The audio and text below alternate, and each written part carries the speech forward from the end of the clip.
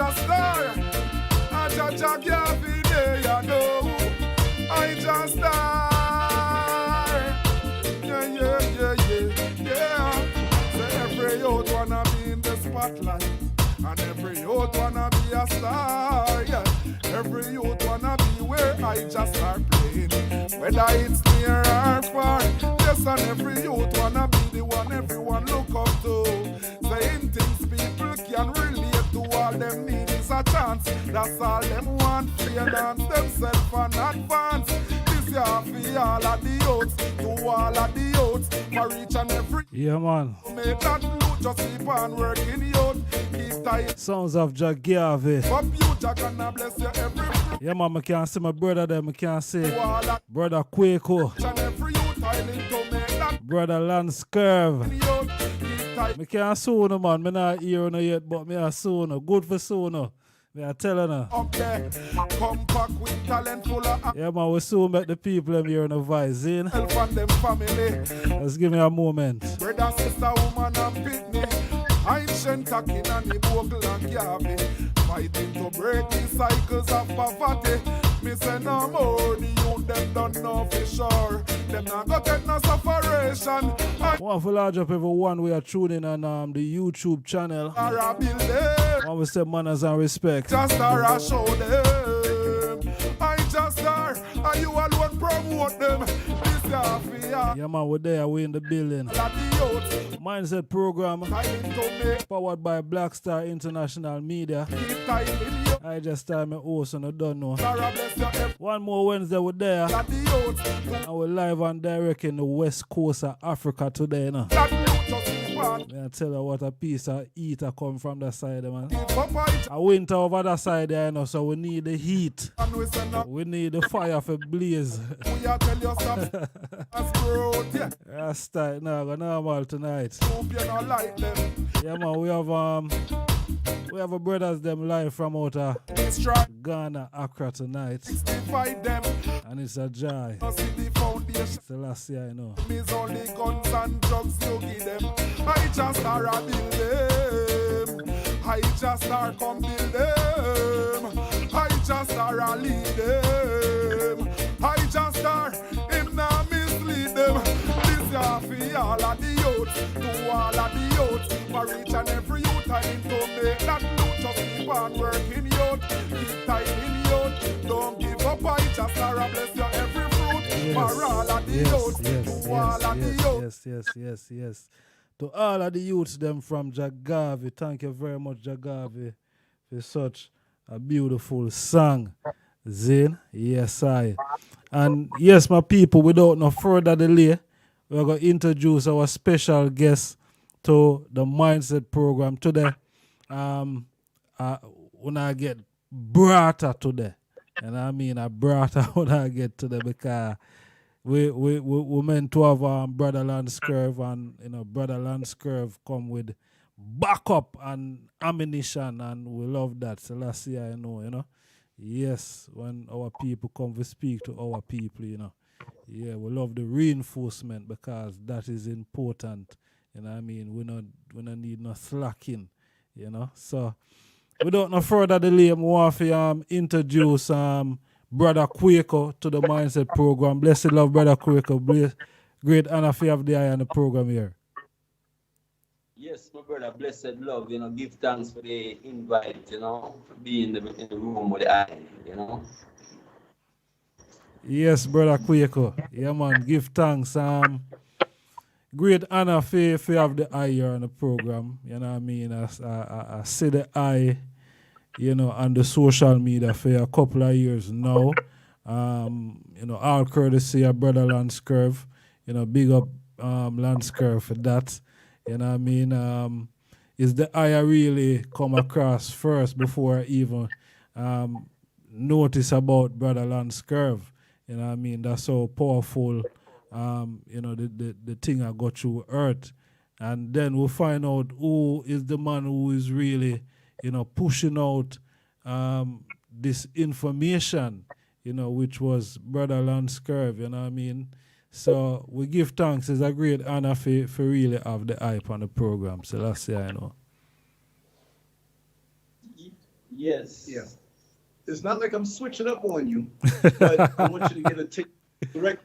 And then later on, you know, as you wind down, as you see your time, just call me on and I give you some energy the crazy way I do. But I wanted you to focus on I don't even say brother-in-law no more. Ain't no law. This is my brother.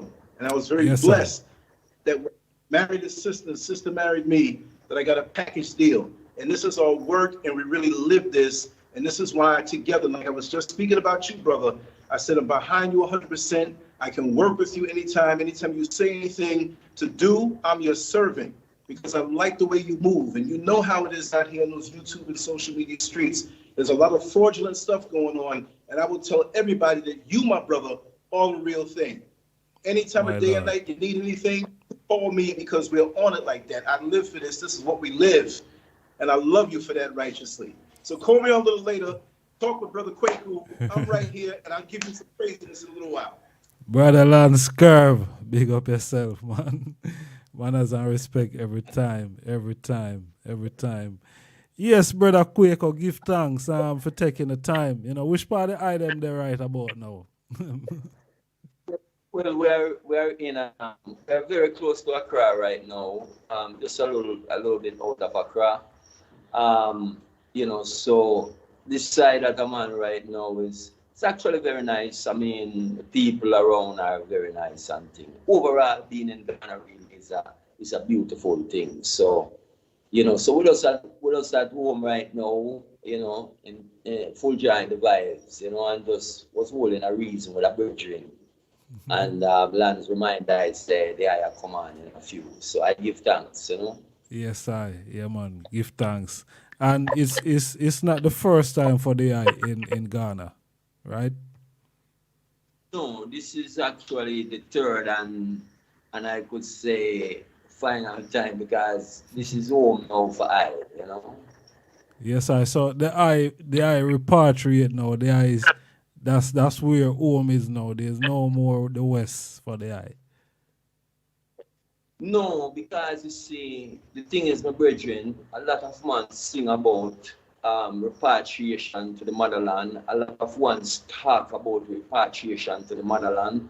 But as I said, if one come to the continent and one touch down on the continent and really even take off their shoes, because I take off my shoes because I realize that I am standing on the motherland, so to speak. And when all of that take place right now, I could not leave this continent knowing how I felt because of the energy that transmits through I in this moment. I could never go away from the continent and not being a changed person in the fullest sense of the word, where I am fully connected to who I am, being in the motherland, you know? Yes, I. So it's great to be home. It's not just you know, just a mouth talk. Is action, you know, practical, making practical moves. It's not just you know, you're singing about something and you know you're not living what you're singing. You know what I mean? So the you know, repatriating, going back home is making that a reality. Yeah, you know, and I tell you the truth, my brother, since I've been here, I've met some wonderful brethren, some brethren that I look at them as true Rastafarians, because these are brethren that has been here for some 30 years and some close to 40 years and in the 20 years and plus, you know, and these brethren really, you don't see them anywhere. They're not singers, they're not on social media. But they have really come here in the continent and have laid a groundwork for when man like I and whoever decide to come to the continent, the road is paved, so to speak, because these brethren know once they realize that you are genuine and you're all about it, these brethren will take you up under their wing and show you the inside out of the thing, and they will show you, say, okay, don't go yourself, don't do that thing. This is how you deal with that thing. And that's I feel great within myself that these are men that took up the call a long time ago from way back in the days of Bob Marley and before, and choose to come to the continent because of the call that was being put out. So yeah, I give thanks for all of that, because it is a beautiful thing, my brother, to see that, you know. So all right. What's the eye plan now? Now now the eye is there. Your third time. This time you're gonna be there full time. What's your plan? I know I'm sure about everything out there still, but give away a little insight of probably why you intend to. Well, I will give you the insight, because you see, true, I don't really walk in a fear, and I My know lord. the purpose here. And the purpose that I am here, my brethren, is a call from my ancestors in the fullest sense of the word, that I should be here to show my people the way, because my people has been lost for a very long time through some institutionalized things that has been taking place and has been, really deem upon our people. So, well, I like myself, like I tell my brethren them say, I am at the space right now where I not live for myself, but I live in for I people. Because I realize I people has been into a place for a very, very long time where their brain is on lockdown because of system of religion, the system of politics, and all of these trickeries that has been placed upon my people through colonization, all of these different things. So now is the time for I people to unite, because that is what we are calling for. It's the unity of Africa and the African people. So, and I'm seeing it take place, by reason with brethren them. So I am here really to do a work, to work with my people, to help them to see the future. You see, I'm not, be honest with you, my brethren, but not to me even worry about the older ones, because most older people are not interested in change. But I see the young people on the continent today that really want changes, and they don't want religion, because they will tell you straight up front, they know that that's not the answer. They don't want politics, and they will tell you that the reason why they see these things, they see their parents get a lot of empty promises through all of these things, and they see no fulfillment.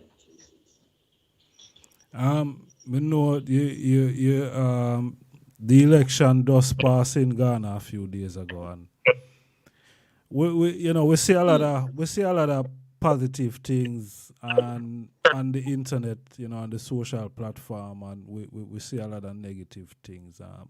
What's your perspective, as someone who you just come in and think, what's your perspective and what you see going on? I perspective really is no different from when I was living in Jamaica, or living in America, because just to bring it forward in time, when I was in Jamaica, I've seen those things happen over the years, and how much people sometimes lose their life. The beauty, I can say, the difference here in Ghana, you don't see people getting killed because of politics. But what happened to the people, the promises remain the same to the people, and especially the youths, like I said, they will say to us, they are not, most youths here in Ghana does not vote, because they will say that they see just all empty promises that is happening to their people all the time. Roads need to be fixed, infrastructure need to be put in, and none of these things happen, while the politicians live their big life as usual. And every time the election come around, they come and make the same promises, do the same things, and nothing change. So that is really what my perspective is. So people can say on the internet, it's a good election because there is no violence. There was no uproar or anything because of one party or the other. But how does that solve the problem of what we are facing as a people right here in Ghana? As a nation, what is it that we are facing? Is it going to bring solution to the problem? And the truth is, it's not bringing any solution to the problem. I was saying, I had a guest last week on the program, and I was saying to him that in so-called third world countries, you find right when it come around to politics, You know, as we know in Jamaica, what we grew up with, we see when it come to, you know, election and, you know, the two parties start to campaign, the amount of people will get caught up and who not dead and all these type of things. Zane, and I make reference to what we see happen a month ago in America. Zane, where absolutely no violence, you know, at all. You know what I mean? The contrast from that and Ghana is totally different to what we see, you know, what happen in Jamaica. Right. Why your view? Why you think we always have that you know that stigma, you know, follow, you know, the people in so-called third world country where there's always violence and, you know what I mean? Well, I will put it this way, my brethren. Even though right here in Ghana that don't happen, it doesn't mean that it doesn't happen in an African country. But True. see, what is happening, if you look at the whole perspective of it, first thing we have to ask ourselves, okay, we know that African countries does not make guns. That is a fact of life. We know that Caribbean island, what them call so-called third world, doesn't make guns or bullets or none of those things. True. So we have to ask ourselves, how does these things reach to Jamaica that we are harvesting the violence and all these different things? I remember specifically 1979 in Jamaica, and even before that, because the guns started coming to Jamaica by the same politicians who were running against each other. And the thing that they keep us in a place of ignorance, where we think in Jamaica that these two people who are running against each other at all times, just like when Mr. Siaga, Mr. Manda was there, we think that these people are enemy because when they come on television, they portray a particular image of violence that they are against each other. But as I often said, and tell a lot of my Jamaican brethren and say, I said these two men was best friends All along. in our trueness. Is when they come on television or they come out and give a rally, they make you feel like they are arch enemy when they are really not. You see what I'm saying is, I don't know if you remember the time when Bob Marley had Mr. Michael Manley and Edward Siaga on stage trying to make them shake and they're behaving like they don't want to shake hands. Yeah, true. Seeing, so those are the image that they portray. So now, because the people don't know any different, because they never go to the places where these guys go after they finish these things, where they go smoke their cigar, eat their expensive meal, where most Jamaicans are not able to go. They're not able to go and play golf where these guys go and play golf and smoke their cigar. So we don't really see politicians in their workings. You see what I'm saying? So that's the reason why you have that kind of behavior. You see what I'm saying? So because of the ignorance that they create in the environment, that they can strive after that kind of liberty. So they manipulate the minds of the people and all them think. Yeah, same way. Rasta. Very deceptive. Very deceptive. Yes.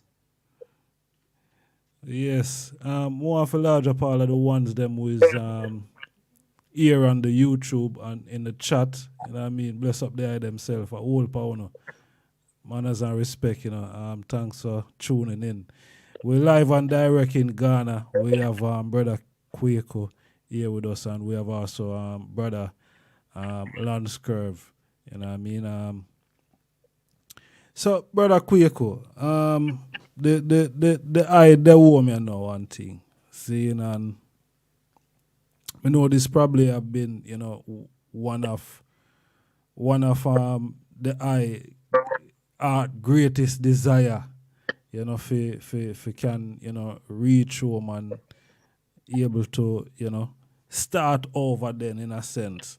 You know, because some people them feel say probably if, you know, them leave them big house or them nice things in the West, you know, it now go you know, it now go work out nowhere, so them now go can't able to adapt to the change or them now, you know what I mean?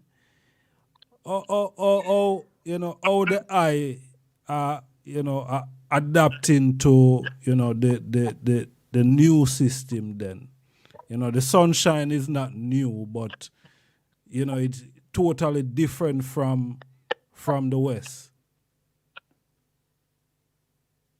You know, I have to say to you, my brethren, that I am adapting fine because the beauty is here in Ghana. For instance, even today I was on the road and, you know, coming through a police checkpoint, you know, see that when a policeman, you see a policeman say, heal you up and say, hey, Rusty, what going? Everything good? I'm say, yeah, man, I remember that. And so I go through checkpoint with soldier, police, no hassle, no one to grab you out of the vehicle because he's a Rasta man and I give you a hard time. I say, you must have ganja and you and all them kind of thing there. So just those things alone, because when you're in America, for instance, if you're in America and you drive a decent vehicle, right? And worse if you're a Rasta man, seeing, and you know, number one, you're black. Someone and check you, just like me tell them, say, Malcolm X did say, when them stop you, they don't stop you because you're black, because you are Muslim or you're 70 or whatever religion you choose to be. They are stopping you because they see a black man, and a black man is a threat to the system. So now you don't have that. But when you talk about the houses and things like that, people have this misconception because when we were growing up, when I was growing up in Jamaica, all I know about Africa is poor. And African people, them always hungry and have not even water for drink, because that's what religion portray, that's what the media portray of Africa. When I come to know now that Africa is the richest continent in the world, that's what I say. And just so we didn't have no idea, they make sure they keep us ignorant about it, that they can continue to steal the precious resource from here. So there's really a big house right there. So yes, there's sometimes some houses here will make houses in America look like it's a joke. So people will come here and because them see everywhere you go, people don't overstand. For instance, right in America, right down from the White House in Washington, DC is where the ghetto is. A huge ghetto, if you want to put it that way. People don't know that because they see America. American television will never show you that. They will never bring that to you. That right from down the road from the White House is where they call ghetto. Now, right here in Ghana, when you go down to Accra, where the presidential palace is, it's beautiful, it's lush, it's you know what I'm saying, pristine. You go there's different areas, you're going to find different things. And the liberty here is when you go out on the street, my brother, and people say, good morning, my brother, or good morning, my sister. That's the liberty. And the people are more genuine, they are welcoming. Not saying everyone is good, if you follow what I'm saying. Yeah. But we have to stop being afraid of being here, because being here, you're going to feel much more of who you are as yourself, unless you just want to continue to be Europeanized. It's a serious thing. We know that religion has played a integral role in how, you know, the black people think and how black people operate today. Is in both in the diaspora and I guess also on the continent, because I meet a lot of brothers from the continent, and you know, what you feel will change, you know, how the people use religion, you know, to make some important decision in their life. What you feel go and change the mind of the people, that they stop thinking that, you know, this thing is going to save them? Well, that's a very, very good question, my brethren. I'm going to show you something. I personally, as I tell everyone, I was in religion, right? I was a man who used to preach to people. I've been there, so I know what the book work, I know what the thing work. Yes, sir. But when I leave religion for many years now, but when I first come to Ghana right here, because these are things that I wasn't aware of. And when I went to the dungeons, and I realized that on top of every dungeon, which the European call castle, I call them dungeon, but on every top of everyone there is a church. That is where they took our ancestors to those places before they shipped them off to Europe and America and the Caribbean. They had these churches, all kind of different churches. So, and if you when you get the narrative of how they came into Africa, they came in as missionaries. Missionaries to tell that they're going to civilize us as a people, like we weren't civil already. We are the ones who built the pyramids in what they call Egypt, which we know as Kemet. So how come they couldn't figure that out, and until this very day they still can't figure out how those pyramids was put together? So can uncivilized people do those things? And if they are saying that we were uncivilized, how come you rape, beat, murder, and do all these things to us? So who is civilized and who was not? So these are the things that religion prey upon our people and their mind and tell them, say, it's because they commit some great sin why they are in the position that they are, that you are not allowed to deal with us in such a barbaric way that is only you who are someone who looks like you can save us from your own hand and your own destruction. So when you put the two together, it doesn't make any sense, my brother. You see what I say? Because even this is a question I asked even my own mother, who is still very deep in religion. I asked her this question. I said to her, okay, so I said, let me ask you, how come when you go to church, the preacher is always saying to you, they need money for this, they need money for that, they need money for the other thing. But when you need something, they are saying to you, oh, you need to go to God in prayer and you need to have more faith. So I said, do you really think about this thing carefully and realize you are the God that is giving them what they need, so they come to you. But they are sending you to a fictitious character to get what you need, but you will never get what you need. Only way you get it is you go out and work for it. And so all of these things are coming together. But the beauty now, my brother, is that the youths them I find here in Ghana, a lot of them is rejecting religion. I've met a lot of young people from their early teens to up in their late 20s that are saying these things. That these things doesn't mean anything to them. They don't go to church. They don't want to go to church because these things really doesn't do anything for them. Reality them I deal with. Yes, my brother.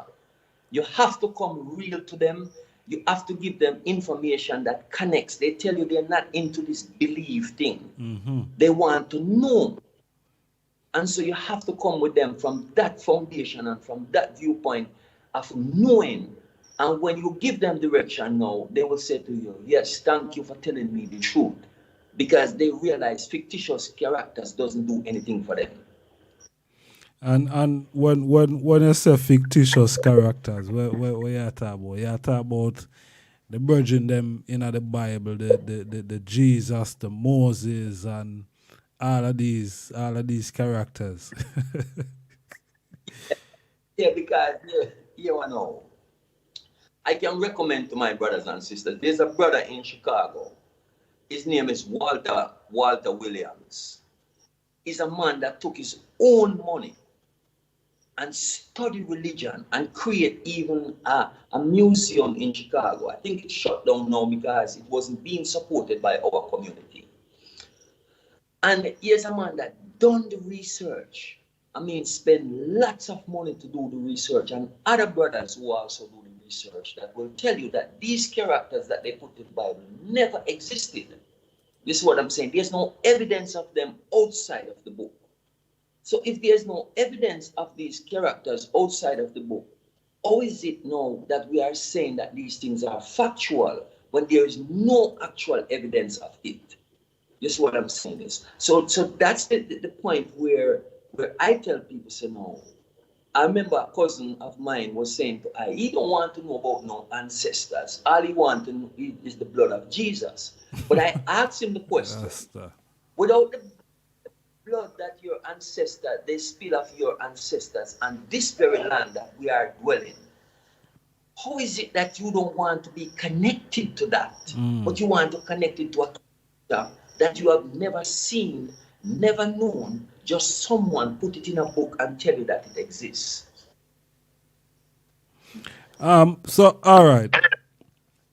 Me hear what the ayah say, you know, but how how you would react now to the ones them we are gonna say about the Bible where you talk about and denounce it's an African book. How you deal with that? All right, well, put it this way. I know the Bible is not an African book. That's number one. The thing is that a lot of the Bible was plagiarized out of Egypt, which we know as, again, as Kemet, but they call it Egypt. But it was plagiarized off the hieroglyphics. That's where most of that, even Christ, because if you go and you do and look into those things, you will find even before the so-called Christ that they talk about, there was many Christs. You see what I'm saying? So it is not just one Christ. And then you also research and you find out that the SON and the SUN is one and the same.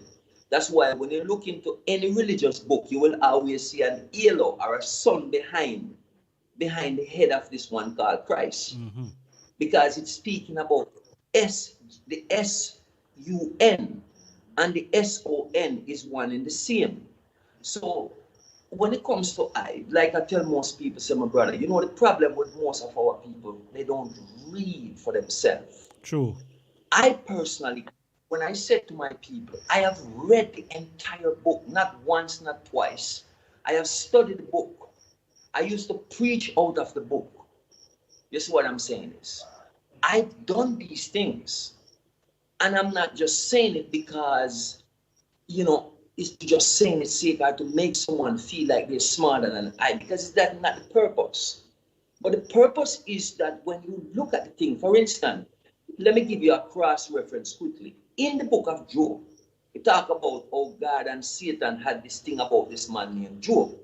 And God said, you know, you see my servant Job, what kind of man he is in the earth, and so on and so forth, to cut a long story short. But then God says, he tells Satan to go and do these things to Job and see if him can turn him away. But then in the Bible, same Bible, he go back and say that thing is in the book of James or Hebrews. One of them, he says, with evil things God cannot be tried, neither does he himself try anyone.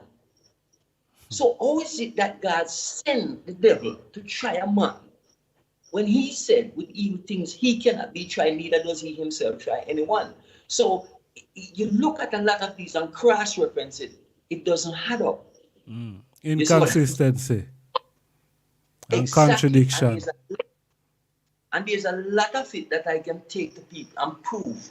And one of the things that struck me when I was in religion, when they say to me, don't go and do any outside research for yourself. We will do the research and bring it to you. And my question to them is, why is it that you are afraid for me to go and do my own research? So it tells you a story. You're not supposed to be the no. Ah, my brother. That is the key.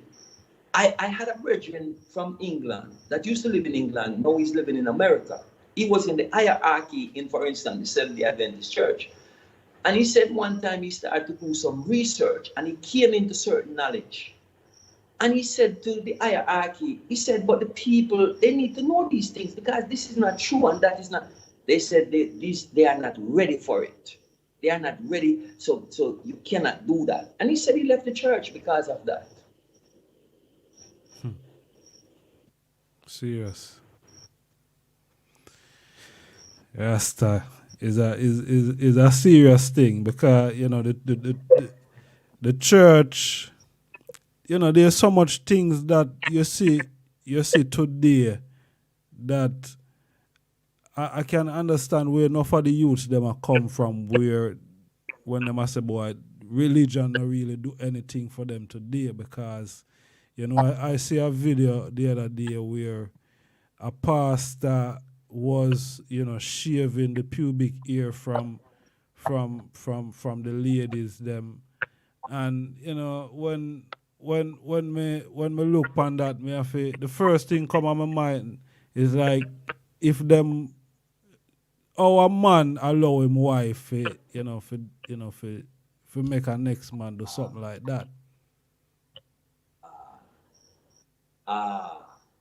That is the thing, my brethren. You see, if you know what I tell my people, I said, do you notice that most black men don't go to church? Because you see, they're tired of the hypocrisy and they're tired of even their women. When women come home, they said, oh, Jesus is my husband and Jesus is my this, and they give more praise to the pastor and to Jesus than the man that is working and bringing the bread home. You see what I'm saying? So all of these things, when you put them together and put them into perspective, how we hold things into high esteem that we really have no idea. Because when you tell people, I said, okay, what is belief? Most people cannot explain to you the word belief and what it means. Believe means one does not know.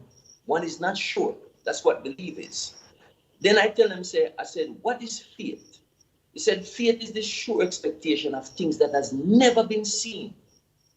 Why do I want to keep an expectation of something that has never been seen? It doesn't make any sense.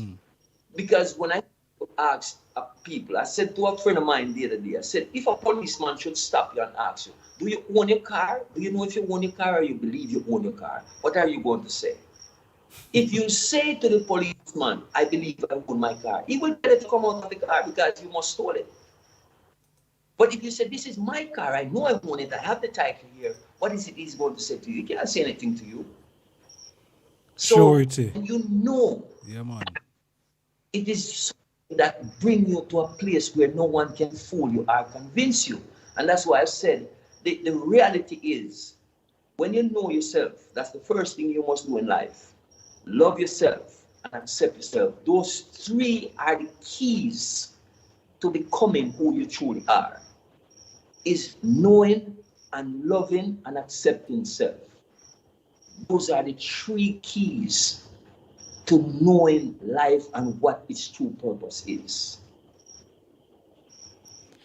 Yes, sir. You have to know yourself in this time, you know what I mean? Because it's serious, you know what I mean? So, you know, it real serious because some of the things that when we see are going, and, you know, most of us, you know, as black people anyway, African people, you know, Christianity has been, you know, I've been there in our life, you know. For us in Jamaica, the amount of church, as you look at 3-4 church, they're miles from each other, you know what I mean? So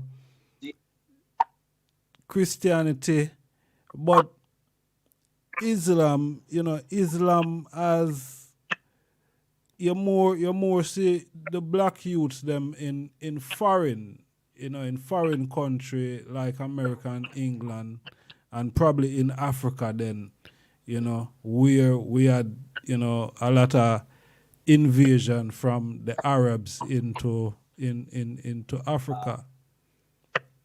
Yeah. Your knowledge pan you know, the whole, you know, Islam vibe, you know, because we know so much about Christianity still, but you know, Islam is like in the shadows, but you know, the Arabs was one of the first slave traders in Africa. Yeah, they actually wasn't even traders, to be honest with you, in the first place. They was invaders in the land that came in. Yeah, they came in that is over 2,000 years ago. And that's one of the part that you will not even, when I tell people, I say, you won't even hear Minister Farrakhan mention that part of the enslavement of African people, that start with those ones who call themselves Muslim or Arabs is one and the same. So they first bring religion to Africa, to the continent. So when people are saying 400 years. No, enslavement of Africans started more than 2,000 years ago. And that is what ones are not overstanding. You see what I'm saying? So when we put those things into perspective, so now we are coming to the true realization of what is going on with these invaders that has come into the land and brought religion to our people by force. You see what I'm saying is because our religion was brought to Africans by force. And that is what we don't understand. You see, so it is nothing really new to the continent, as we thinking this only 400 years ago. No, this has been going on for a very long time. And these are the things that we must talk about and educate ourselves about. So, Islam, the rule, cause all right, what we see, you know, the Islam as a nation of people, the Arabs, you know, came in and they enslaved us. You see me I say? A lot of people would say that they did worse than what the Europeans did. What's your take on that? In a way, to be honest with you, the European did what they call chattel slavery, which the Arabs know, you know, they will chop off African hands and stuff like that, and they used to castrate men and are doing all these things and usually have sex with them. These are things that happen. Now, when the European came along, they came in with dangerous brutality because they packed us on these ships like how you pack in a can, where we were filtering on ourselves. They had us in dungeons, in places, I'm telling you, right here in Ghana, when you go to the dungeon, right now, my brother, you go inside of there, and the feces and the blood and everything is still present inside of there. And it is up to about what they were standing in is about 12 to 14 inches of feces, urine, blood, and all these different things. They were chained to each other in these places, sometimes for a month or more before they ship them out. Live ones with dead ones in the same room. Now, when they put them on these ships, a lot of them did not want to eat. And so what they do, they break their teeth out of their head that they could force feed them. And then they take them, once they go off the ship now, they would just throw water on them to wash them off because of all the feces and all these different things. They ship them across the Atlantic. They sometimes they have maybe 3-4 dead ones that are chained together with one live one. Then they threw all of them overboard, including the live one.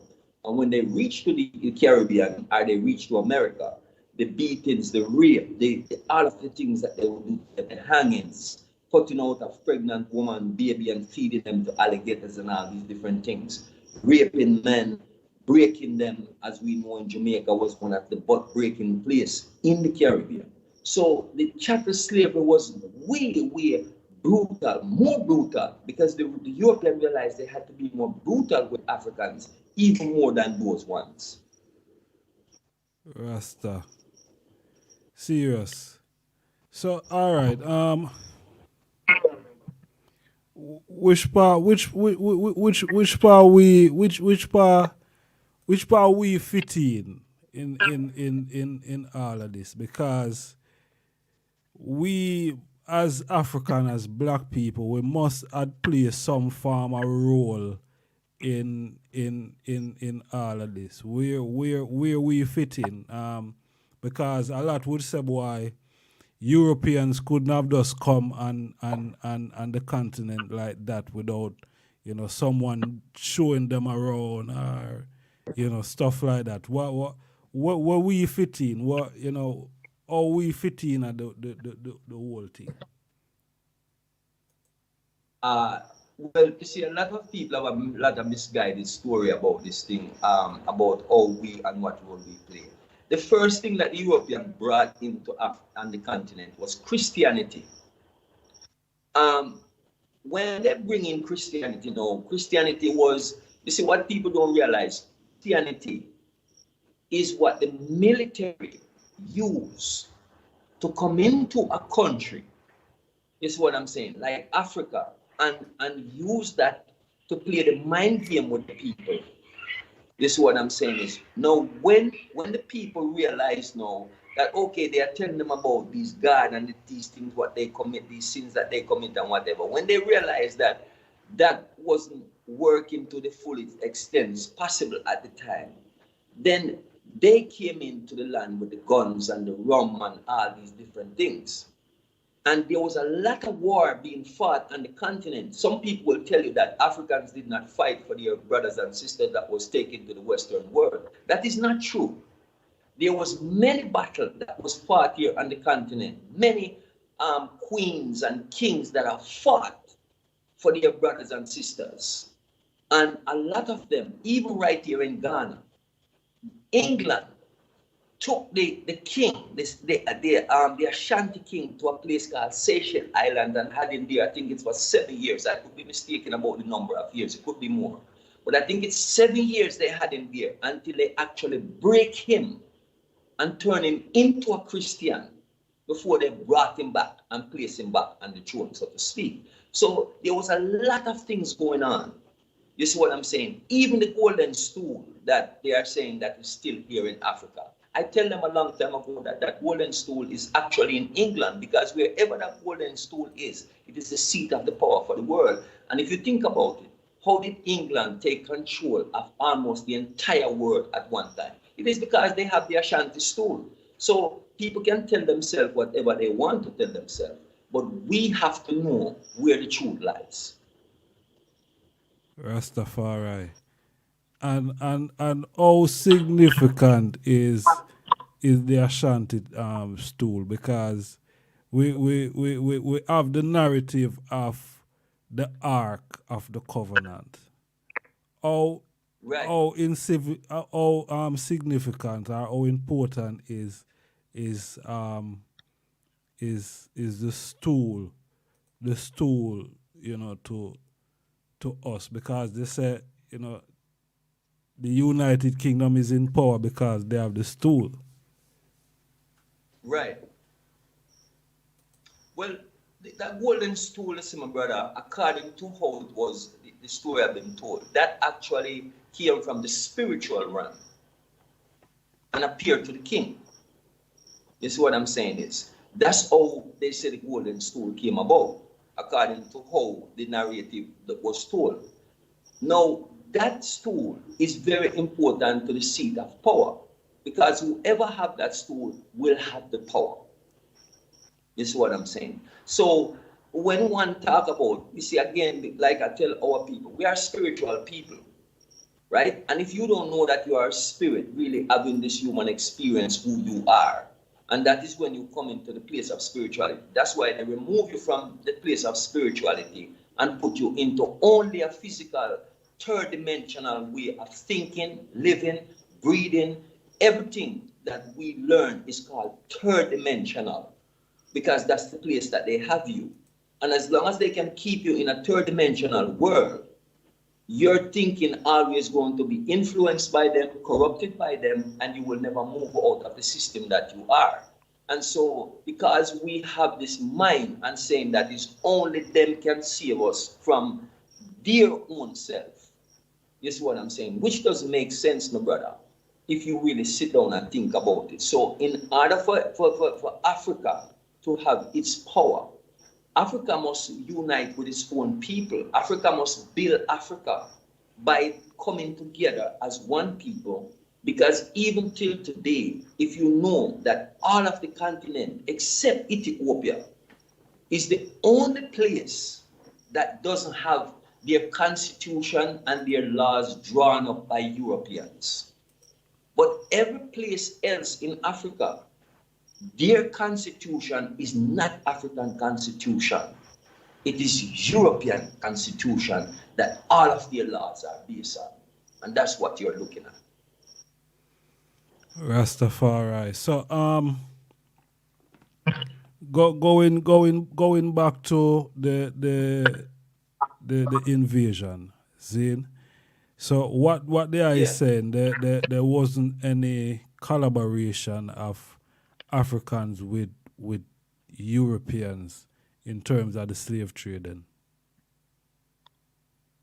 There was some collaboration after a while because you see, now what you have to realize, so when Africa was having their difference with one nation or another nation or kingdom, what they would do, they would come to you and force you to join them.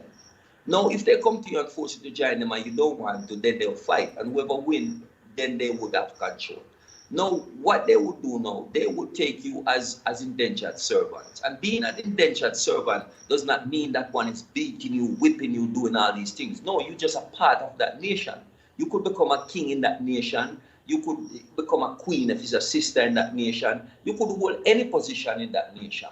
So when they come now, they came with their trickery as usual and telling these Africans that, oh, they just want some indentured servants to help them to do this and do that and do the other.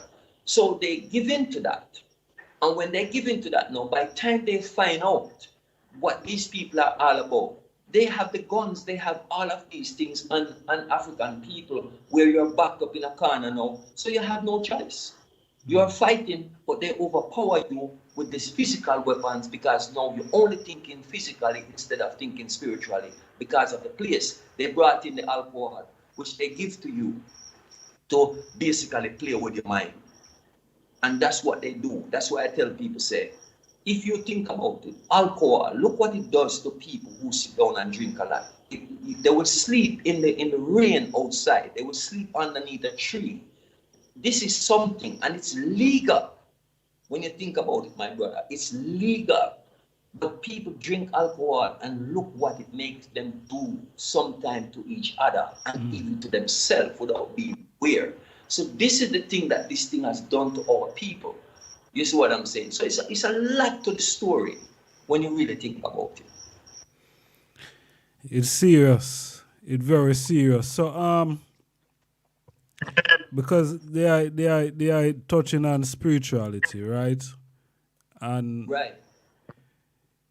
We here in Jamaica. Even all right, before we touch Jamaica, Zane, the word witchcraft is not connected to Africa at all. Right? And we grew up in Jamaica and we hear the term warrior man and thing. Zane. All right. How does that narrative now fit with the spirituality of African people? Because we hear about black magic, but we also hear about the obeah and the witchcraft. Right. All right. To break it down, my brother, when these Europeans first come to the continent, and one thing with Africans, when you look at Africans move just like the wind in nature. Just like you see a tree move. You just have to, you play music and an African will move just like how you see the trees are moving when the wind is blowing. No one teach them how, because you don't need to. Now the European, when they see the Africans do all these different things that they could have just, African could appear and disappear, doing all these different things. They say that is black magic because they couldn't understand, their mind couldn't grasp how these Africans, they hear the drum beat and they move to the rhythm like it's nothing. Even till today, in order for a European to learn to dance, you have to teach them, they have to go to a class. An African baby will be born and you just put it out there and play music and you see what that child is doing. We see those videos all the time. We see it in personal life all the time. So they look at that as magic because it doesn't make sense to them because they don't grasp that. No, when it comes to obeah and all these different things, these are words that they use to describe the Africans in their way of dealing with their spiritual power. What the Africans is doing, they call it, because they couldn't comprehend, it's a science actually. where an African actually can call lightning from the sky, they can call rain from the sky, and it actually happened. These are factual things. Now, they themselves couldn't really fully grasp it and comprehend it. So what they have to do against the African, they use their own science and teach them the science in a backward way to use it against each other. So if you look at Jamaica, for instance, and you hear people say, oh, I'm going to work voodoo on you. It is not a science that is going to do you good anymore. It's a science that is going to destroy you.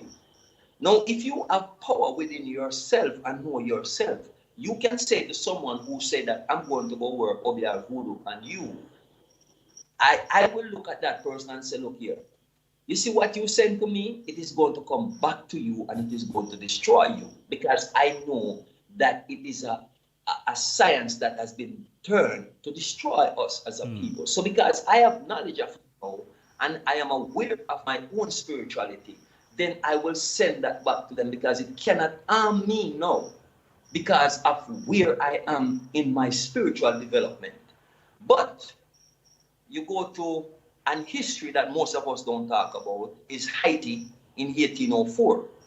1804 was really what brought off most of the revolution that was fought in the Caribbean. And the Haitian brothers and sisters beat the greatest European army at the time, run them off the continent to France and to England. They destroyed them. Yeah. So now, and what did they use? They used their spirituality, their spiritual power. Man like Jean-Jacques Dessalines, when you talk about, they had a slave that they shipped from Jamaica was Bookman. And all of these different ones, Toussaint, all these ones, and the women in Haiti, we can't forget about the women, because there was a lot of women involved that their name was never mentioned in the revolution and many books that has been written. But there was lots of women that was there helping fight in the revolution, just like in Jamaica. And people like Nanny and all those ones, they used their spiritual power to fight off these British and fight off all these colonial ones that keep them under this spell. You see what I'm saying? Because they knew the spiritual power. Yeah, man. I was just gonna mention that still for real. The whole Nanny saga, and you know we hear about she using her bottom to block a shot from the So when we hear that now, you know, as a youth, it never really make a lot of sense. But when we grow older now, we hear that and we reflect on that now, we know what really take place there. So yes, it was a higher science now. You see me I say that I and I as African people are to use, and it was that same science that defeated the English at the time. That's when they make a treaty with the Maroons. I think 17 something like 17 something. Don't even remember. So. Remember the exact date still. Yeah, but you see, tell you another issue about Jamaica too. Because sometimes, my brethren, we give the Maroon a lot of praise, which I'm not telling you not to do. But the fact is this, you see, what a lot of us don't know is a part of the history that was not told. That, for instance, like Nanny, her brother, who was Kojo, who forced her to come to the table. You see what I'm saying? Forced her to come to the table to sign this agreement with the British. What her plan was is to make sure the entire island was freed.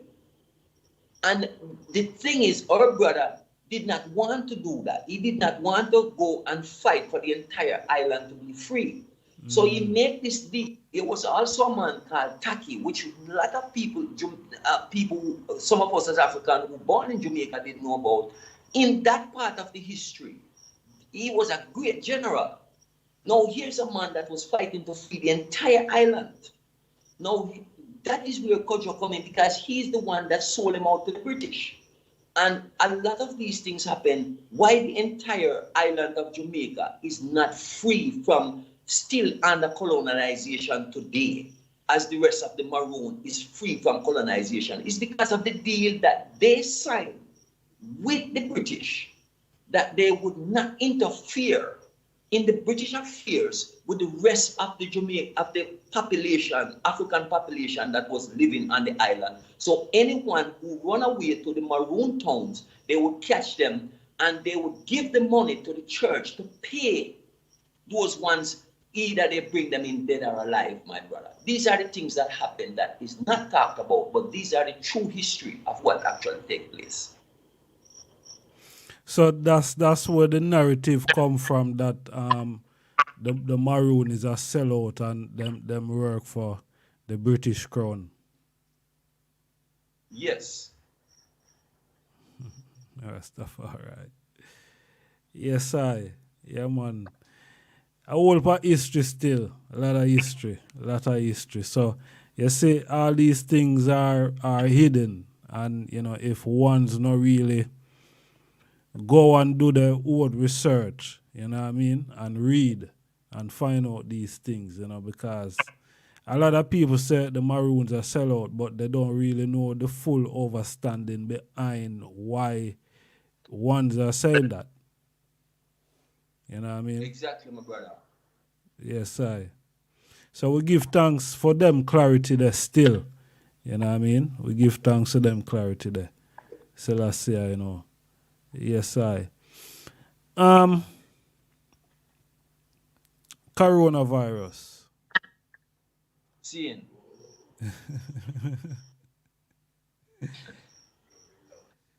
You can touch upon it and then we'll bring in Brotherland Scurv, because I can see enough of the people on the chat, in the chat room, them want to see Brotherland's also them I wonder if a brother Kwaku alone, you know, well Land Scurv there.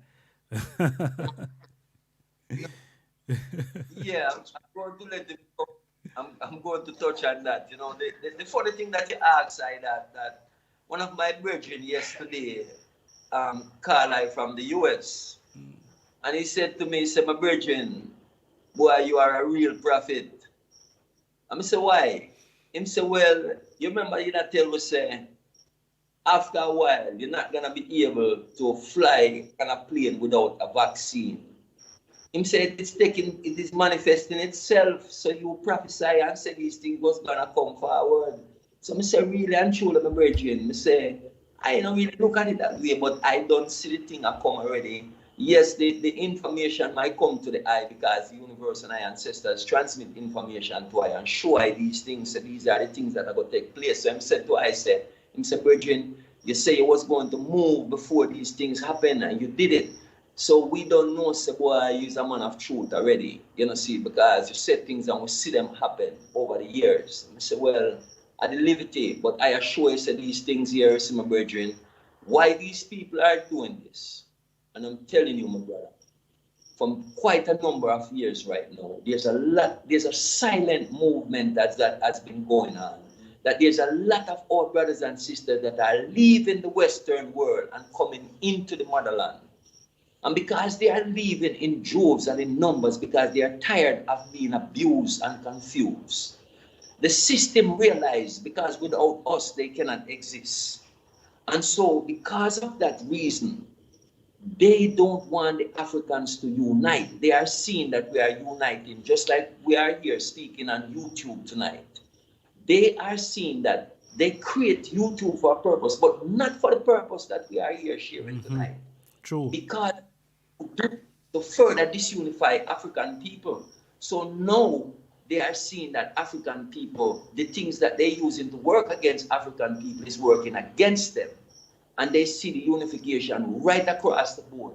These things are very scary to them. So now they are bringing in things very quickly because they are saying that, oh, these things must happen because of this, that, and the other. Everything else is shut down. The whole world came to a standstill.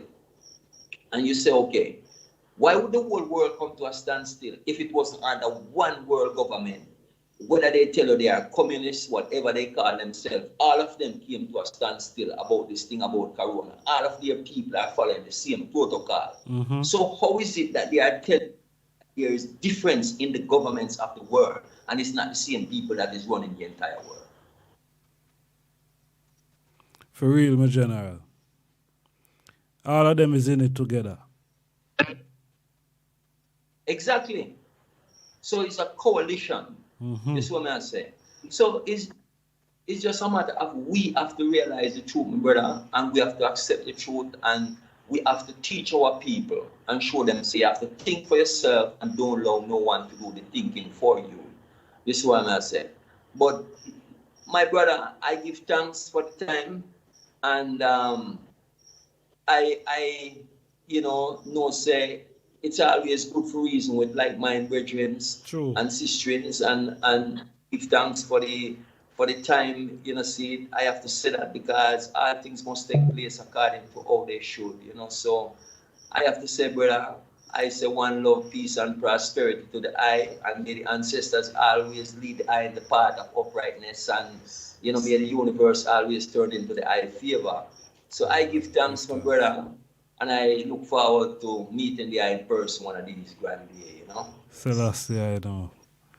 Yes, yeah, man. Yeah. Great, my lord. Yes, and, in return, in everything what the eye is saying, more love and light to the eye, more prosperity, you know what I mean, more strength, you know what I mean. Yes, Yes, my brother. I'm going to make land Scurv take over. Give thanks, my brother. Peace, love, power. Manners and respect. Yes, brother Kwaku give thanks. Yes, one for large up all of the ones them in the chat room. Manners and respect. Rast Maisha, Empress, Aliyah G, Spraga, B, all the ones in the chat room. Brother Lance. My brother, much respect and love, peace, revolution always, moving forward, every day making progress, incrementally, never stepping back, always strategize, and always righteously scheming. Scheming is not a bad word. They do it to us, we got to do it back to them. You know what I mean? And as long as we're connected to work, we'll always be strong. We'll always be strong. How are you tonight? I was listening to the wonderful dialogue, man. I'm amped up for this. This is even worse than if I jumped on first. My brother, it's great for have you, man. Still I say I know. We're great. We're giving thanks for life, because ultimately life is the greatest position, so we're giving thanks for life. It's good to see the eye, you know what I mean, and knowing that the eye is even in a better place, you know what I mean? Yes, most definitely. Most definitely. So much better. I'm vibrating higher. Brother Kwaku is vibrating higher. We're always vibrating high, but this is taking it to a whole new level because some people will say, and I'm not going to start off on a negative note, but I'll say it this way because I speak to so many people here. And although we do so many talk shows and videos and articles and different things, the real work is on the ground, boots on the ground, speaking to our sisters and brothers. We're not just YouTube talking heads. You're not just a YouTube talking head. We do the stuff. The most of what we do is in the street and in our path. And I tell so many people here that they are so fortunate to have what they have here. Do not let the oppressor, the pink parasite, lie to you and make you think that where he is the best. You have the best and the cream of the earth here. It's just that we've been manipulated to think we know that it's better somewhere else. The whole planet belongs to us, but we have the best parts, and we need to stop giving it away at bargain basement prices. Selassie, I know. Yeah, man, because we see, what they done for years, you know what I mean? How they come in and, take control and, make we feel like, for us in the diaspora that, Africa is the worst place on the planet, you know what I mean? So, we wouldn't have any thinking of even want to go back home, so, we give thanks for the eye. Marcus Garvey said, Virgin like the eye, and Brother Kame is pioneers, you know what I mean? So we give thanks to them pioneering move there, you know what I mean? More love and strength, man. And this is why we have to understand that this is not by chance. And I say it every chance I get. And for your wonderful listeners who are here, who are also my family, I tell them to also Google the statement, the term Memorandum 46. Memorandum, the number 46. And that lets you know how the U.S. government works. And we know the UK is along the same pages. And basically, this is a interagency document that was intercepted in the United States government, that was written for one. It wasn't made to be public. Somebody got a hold of it and they put it out there.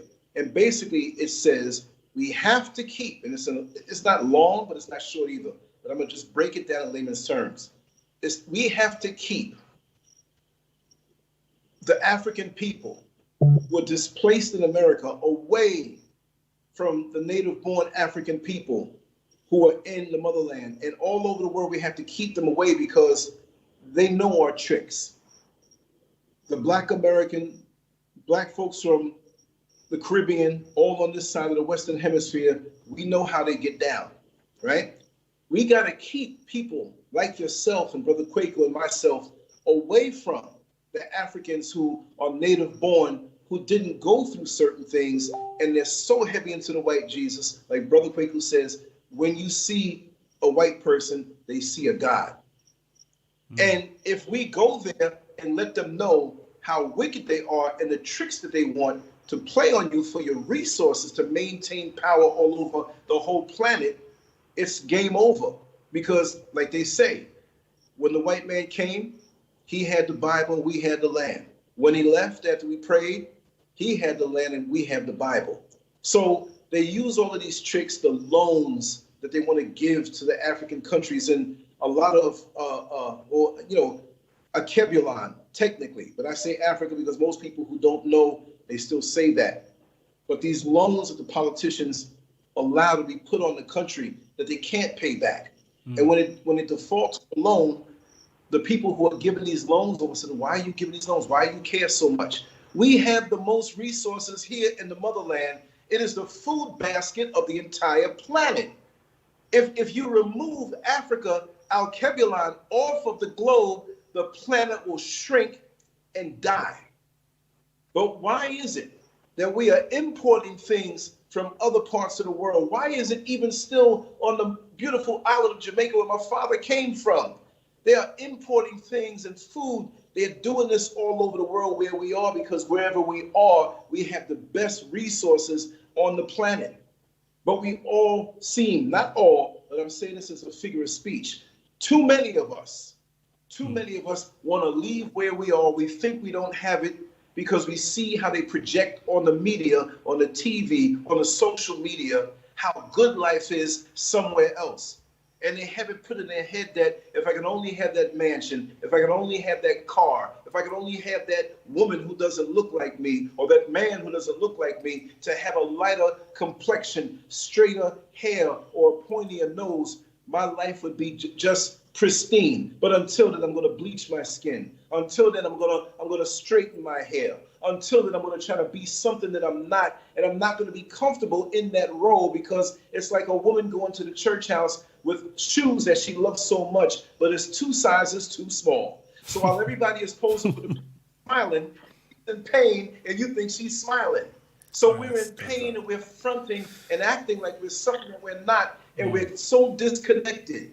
And there are many people, I must admit, that I hear that are my brothers and sisters who have a mental trajectory to say one day, I'm going to go to America and make it big.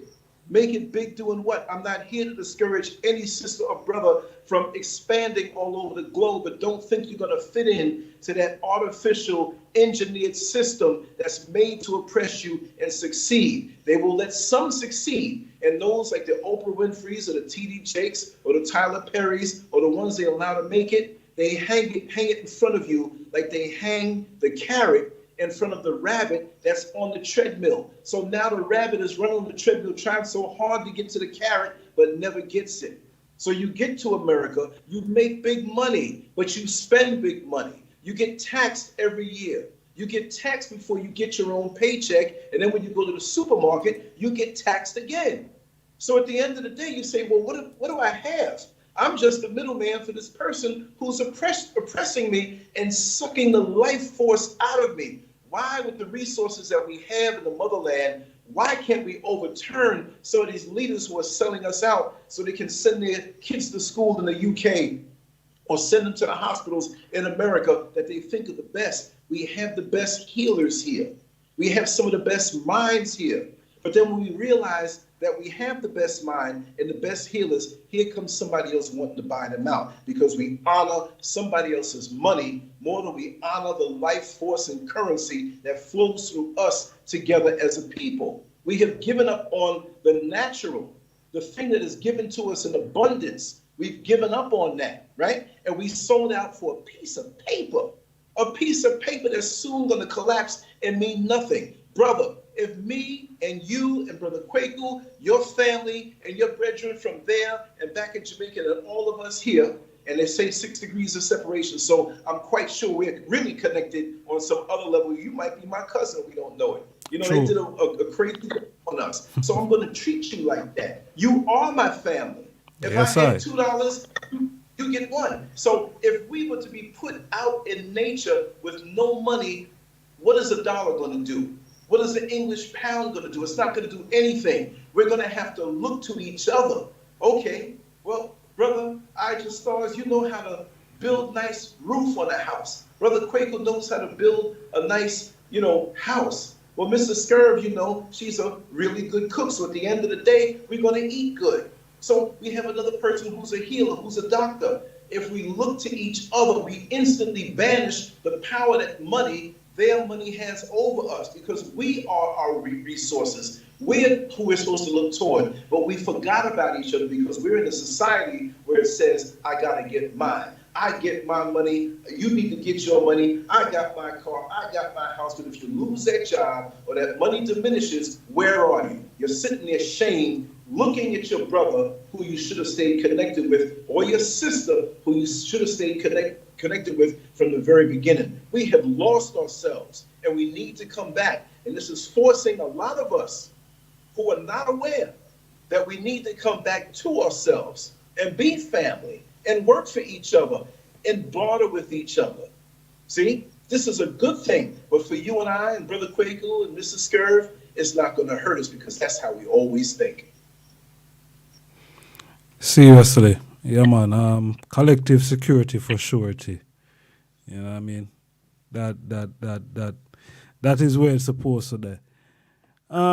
Someone dropped something in the chat room, and they mention about the Chinese and American soldiers, our army in Ghana. What's your view on that? Because I guess that's the question, they're asking. Well, let me just tell you, I heard of it. I haven't heard of it in detail, but it's quite obvious that they would do something like that because, like I said before in other videos and other interviews, this entire pandemic is about us and to stop us from coming back home. They'll go all around the world and they know what time period it is in history with our uprising. And again, it doesn't mean all of us are going to rise up and come into consciousness, because some of us just can't let go. But they know this, so they're going to strategically arm certain factions of people who are here, right? And it's going to seem like an innocent thing. There's nothing innocent about it. Why are you arming Chinese who are here, right? Now, people say, well, Lance, you made a bad move because the Chinese are taking over. I don't really feel that as of yet. But if we don't wake up over here and wake up all over the world, they will do so. Now, they try to say this to me, not you, brother, but they try to say this to me to put me in panic mode because a lot of them are feeling the heat in America, right? And they say, oh, man, Lance been talking this stuff for years, and I can't admit right or wrong. And I'm not going to say right or wrong, but they used to call me crazy, used to call me nuts, and now look what's happening. And I'm not saying that, I'm not saying that at all. All I'm saying is that it's not too late, but True. They're feeling it now. If you want to throw off and say, well, the Chinese are taking over in Africa. And again, I'm not saying this against you. Now I'm gonna finish the point. But look what happened to America already. We have so many of our black brothers and sisters, stolen Africans in America, who are pointing at Africa and saying this, but where do they go to eat at night? The Chinese food joint. Who sews up their clothes? Who washes their clothes? The Chinese hand laundry. Chinese are buying up so much of America. Chinese has loans out that America looks like they can't even pay back. You know what I'm saying? So the Chinese have already taken over America.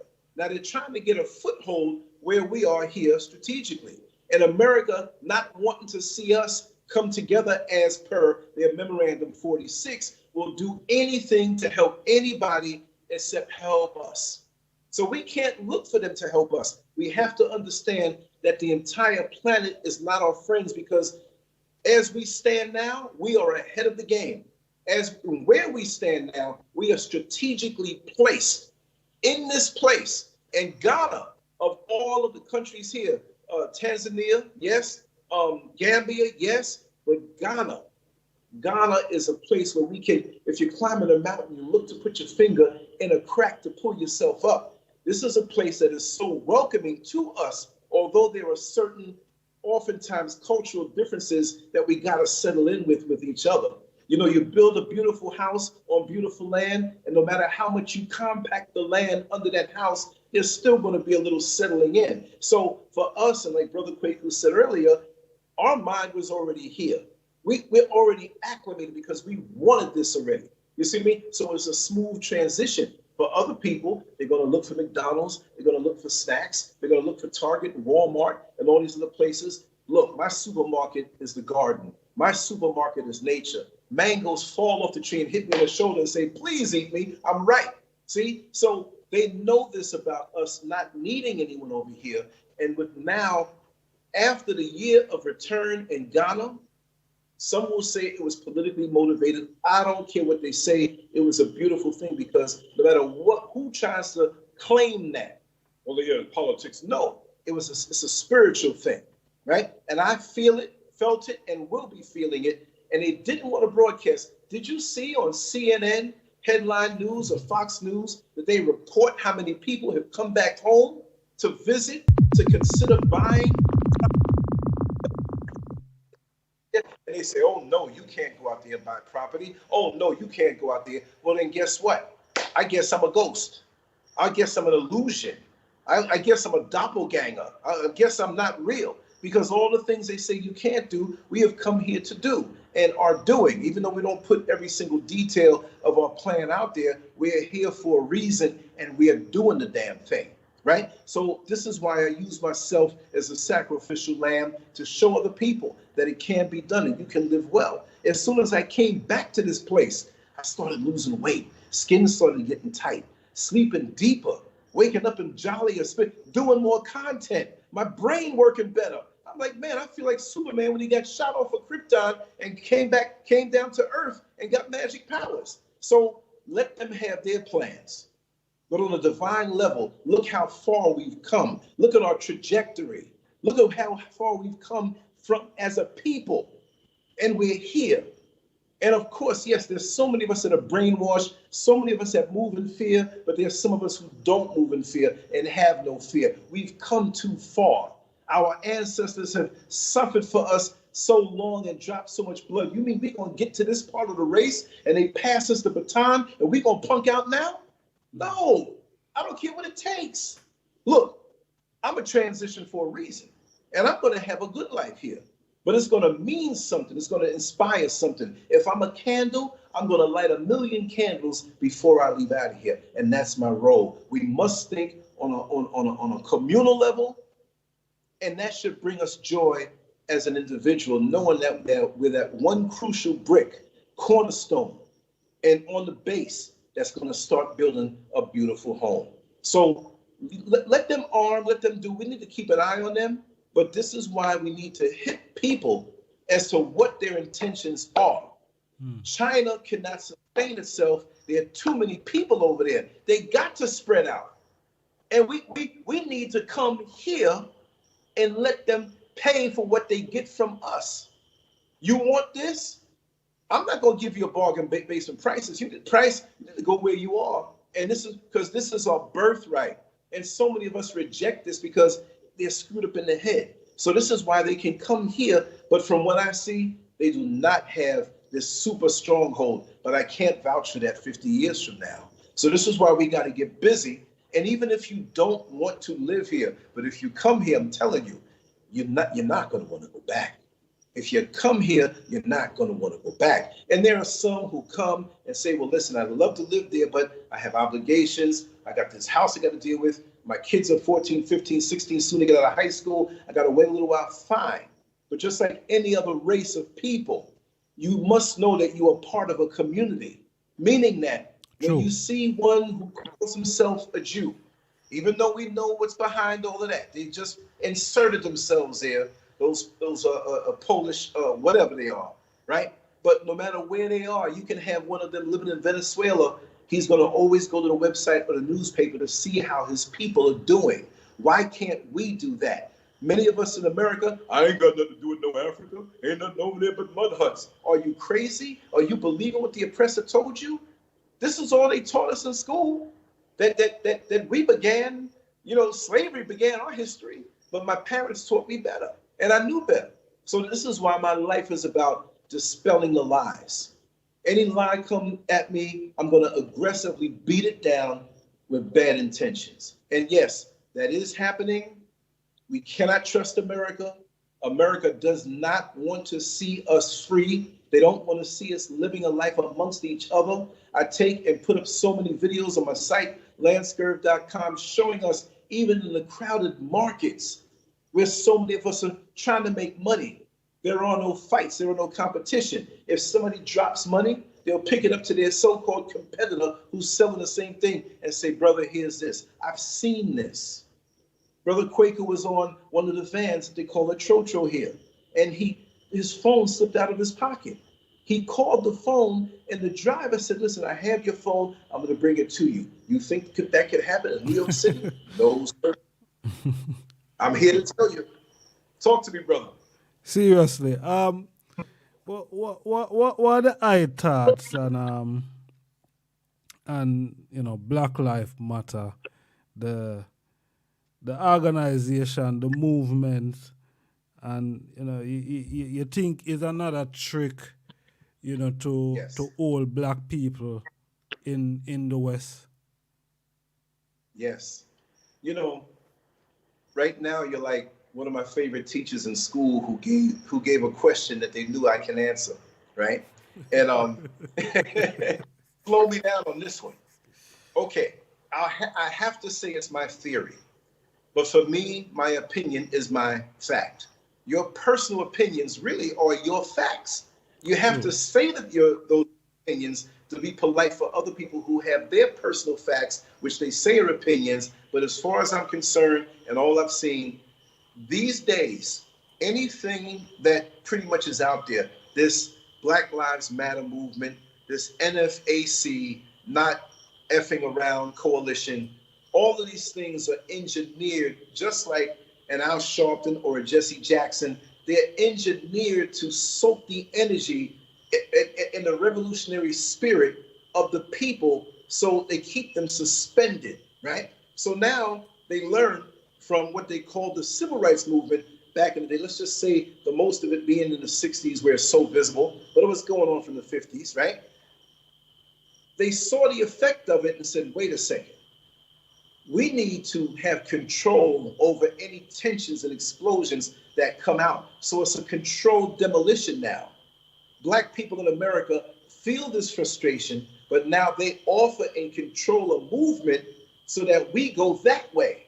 Like when you have no gutter or you have no a place for the water to run, if you chisel out in the concrete a place for it to run, even if it's not going to run that way naturally, it's a little indentation that will take the water away and put it away from the house. They've learned to do this on an engineered level. Now, again, I'm going to make this short because this is a long one. They've given us social media. They've given us the internet. They both work together for a while. All of a sudden now you can get to the internet from what they call a smartphone, okay? Before that, 911 happened. We were all up in a tizzy. We get online, And now we can escape now because there's an underlying fear of things happening. So now they gave us so much. Why did they give us WhatsApp? People were making money off of the phone cards to call their family back in Jamaica or in the UK. But they gave us WhatsApp.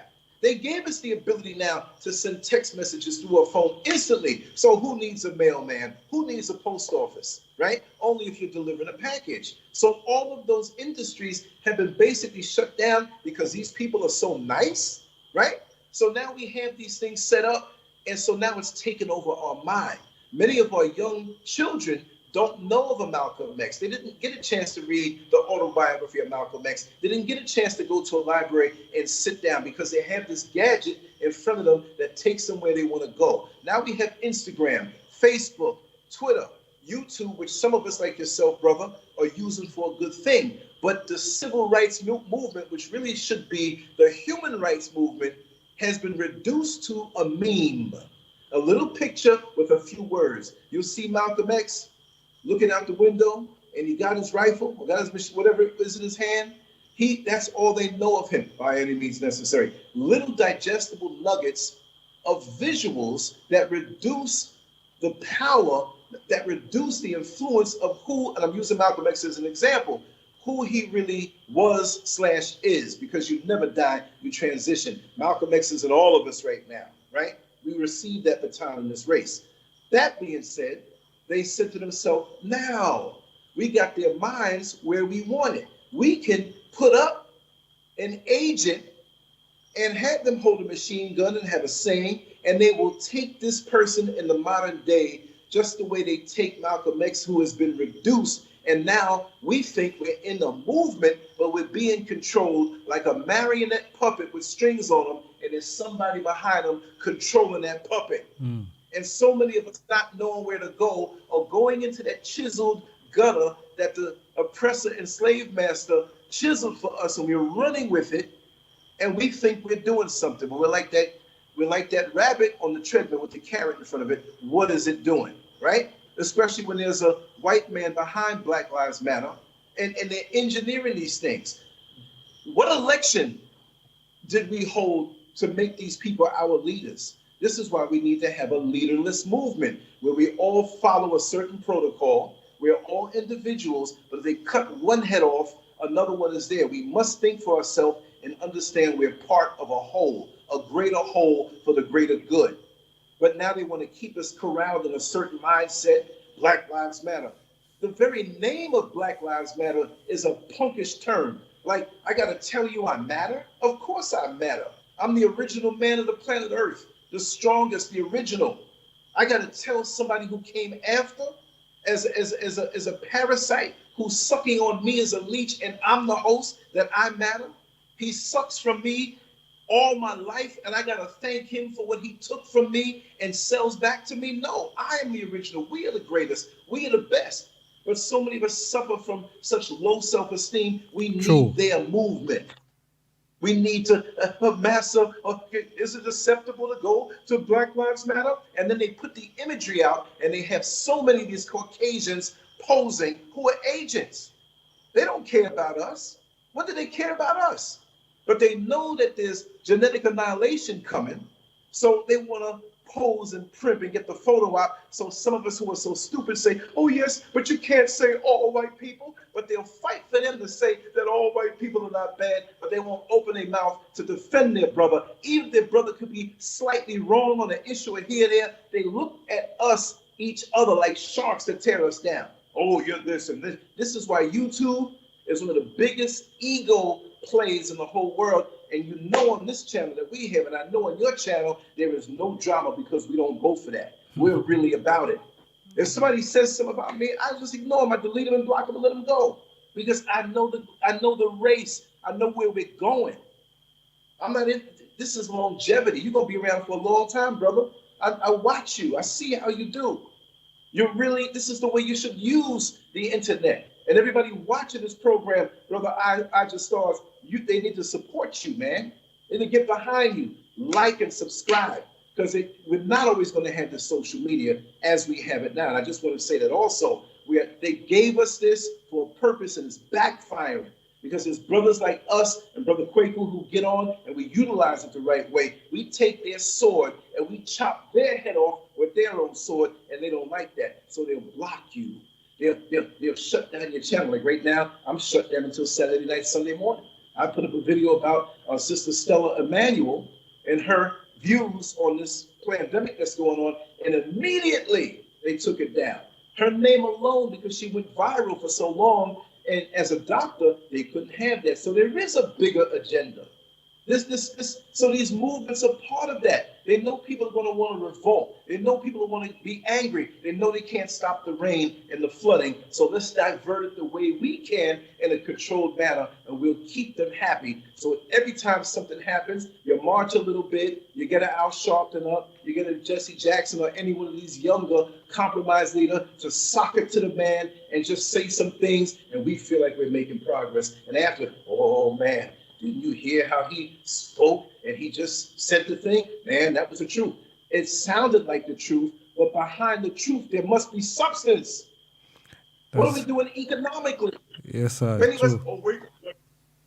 What are we doing? What is our economic plan? What is our economic plan to separate? Any city you go to, and I'm quite sure it's like that in the UK, you got a Chinatown, you got a little Italy. Even they don't say what it is. You got a little India. But yeah, then man. we are racists who have our own separate thing in our own community. We are supposed to be the ones to support everybody else. And the minute that we want to break off and do our own thing and still look, in a perfect world, let us do our own thing, right? And we'll do business with you. But why can't we have our own thing where we're working for you, supporting you, slaving for you? We have nobody that looks like us in our communities, if we have community, because now we're reduced mostly to having neighborhoods. You go to the bank, you go to the doctor. Oh, Dr. Patel. You go for a lawyer. Mr. Goldstein, could you represent me in a case? Silverberg, Finkelstein. Every area of expertise, we're not there mastering it. The schools, the medical, the hospitals, right? The movers and the shakers in our community. Where are we getting our food from? Why are we eating the food that our enemy prepares for us? Where are we getting the foods in these supermarkets? Why are they GMO foods? They're killing us off from so many different angles, and we're sitting here wanting to watch reality TV show? We're sitting there wanting to go to a mall to get an Italian designer bag? Are you serious? We want to get the top model vehicle instead of all of us carpooling and getting the van and pitching in and sharing it? You see what I mean? So there's a lot of healing we have to do, brother. Let me shut up. Come on with another question. Interesting. You said about the design and the materialistic. Black Friday. Black Friday is something that's connected to Christmas. Zine. In terms of the sales and buying presents for friends and families and them type of something there. But a lot of people, a lot of black people still don't understand the real meaning behind the whole Black Friday thing. Put it in your own words, my brother. It's another mind, I won't even say the four-letter word that comes to mind, but it's another mind trick on us. And when they word so-called days like this, when they say Black Friday, where Black Friday meant the sale of us as slaves on the auction blocks, Black Friday, and they use that term in the modern day, and who is it knocking down the doors to bring money to people who don't look like us on a Black Friday? So unless there's an uproar or a sharing of knowledge and let people know what this is all about, those memes are on Instagram also too. But like I said, we need healing, because we'll see this and we'll turn our head, and we just can't wait to get that brand new TV set, that brand new appliance, that smartphone or tablet at a bargain basement price, while we are a disgrace to our ancestors who suffered so much on Black Friday being sold. Those who made it here. We're not talking about the ones who got thrown over the sides of the ships. You see, and we don't even conceptualize that even though we're talking about Black Friday, and how they have these terms in our face, like I said, it's a gauge to show them how dumb we are and how off the mark we are. Because do you think you're going to have, let's turn the words around. You're going to have a sale day for the fake Jews that says Hitler or Adolf Friday? Hitler Friday? And they're going to go and support that and bring their money to somebody who despises them? Well, let's bring all our money to the Germans right now on Hitler Friday. Well, it's the same equivalent. Or have we lost our minds? And I look, and like I said, this next year that comes in when there's a Black Friday, I'm going to be out there with my cameras. If I got to get up on a soapbox and disgrace these people, I'm going to do it. I'm going to start doing what I call some old man stuff. Like, I'm so old, I don't care no more. I wear the polka dot shirt, the plaid stripes, and a purple hat. I'm going to go out there. I'm not trying to be fashionable. I just want to tell some truth. No, I'm not going to dress like that, though. But I'm going to go out there and tell some truth. And I have to go out swinging like that. That if you can win 1 or 2 or 3 people over, but again, I will say, sadly, it appears that the majority of us are a lost cause. It could be 51%, it could be 99%, and I don't want to be negative. I'm only gauging what I see. When we have the barbecue or the cookout, family gathering in the park, we don't want to hear from the weatherman that it's going to rain. We don't want to hear that. But we can prepare for the storm if we know what's coming. And many of us don't know what's coming. And when you have indicators of those who are so arrogant to disrespect us and have a day where they say Black Friday sales. And these are companies that, you know, they depend on black dollars. Isn't it amazing how we're like trained puppies and we don't think for ourselves. We don't go in for ourselves and say, listen, I can do without that. I don't want that. We need to shut you down for even mentioning that. But see, we can't let go. We think that we need these people and their gadgets and their baubles and their rubies and their trinkets. We need their things, but we're the ones who come from the best and have the best. Here in the motherland, we have the best resources, the best craftsmen, the best people. And you think you're getting something from somebody white, and usually it's somebody a black hand that crafted it. Blood diamonds. Look what you're feeding into when you buy that. Black Friday? Black Friday? Oh, for real? Please. Brother lads, it's serious because, you know, we see over the years a lot of videos come out and we see black people fighting on a Black Friday, you know, fighting for stuff that, you know, that is on sale, and why, you know, you just feel disgust in yourself, you know, so boy, watch how your brothers and sisters conduct themselves, you know, not knowing the real thing about, you know, this Black Friday thing. It's like it's a mental sickness. Well, you know what it is? Many of us, I'm not going to say all, I'm going to say too many, like I always say. Too many of us suffer from an extreme case of low self-esteem. They need to make a new word up for it because it's below low self-esteem. As much as we vie for successes in this next man's system that's there to oppress us, the barrel that he's put us in, because we're not crabs and we don't need to be in no barrel. But we have such a sense of low self-esteem that we want to wear our esteem on our sleeve and on our shoulder. See, it's an unquenchable thirst that we have, many of us have, that we don't feel good until we have more than the next person. So if I can sit up in a room with 5 TV sets, and I know somebody who does, and they upgrade it every year, 5 TV sets, one here, one there. If he's laying this way, he wants to see it. That's a mental sickness. And although we may not be that extreme, most of us are touched by that, and we have to aggressively go against that thing. You have to be able to say to yourself, if everything that I possess right now, as far as the material goods that I have, are taken away from me, you should know that you can gain them back again, but that should not be the focus. You should know that you're whole and complete within yourself, and that you are still worthy of love. You're still worthy of being appreciated. You still have value.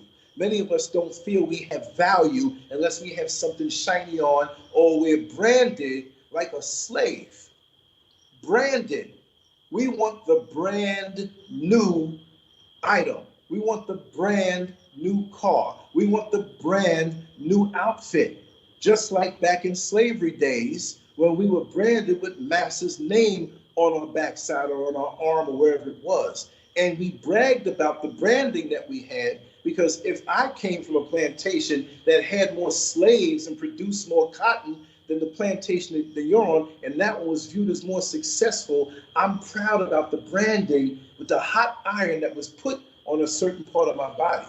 So now we're not on the plantation in the traditional sense, but from 9 to 5 or whenever we work, we are giving our life force and our energy to another oppressor that's coming down the same family line. Because everything they have in this world, their infrastructure, their banking system, their monetary system is based off of our free labor and the ripping off of land.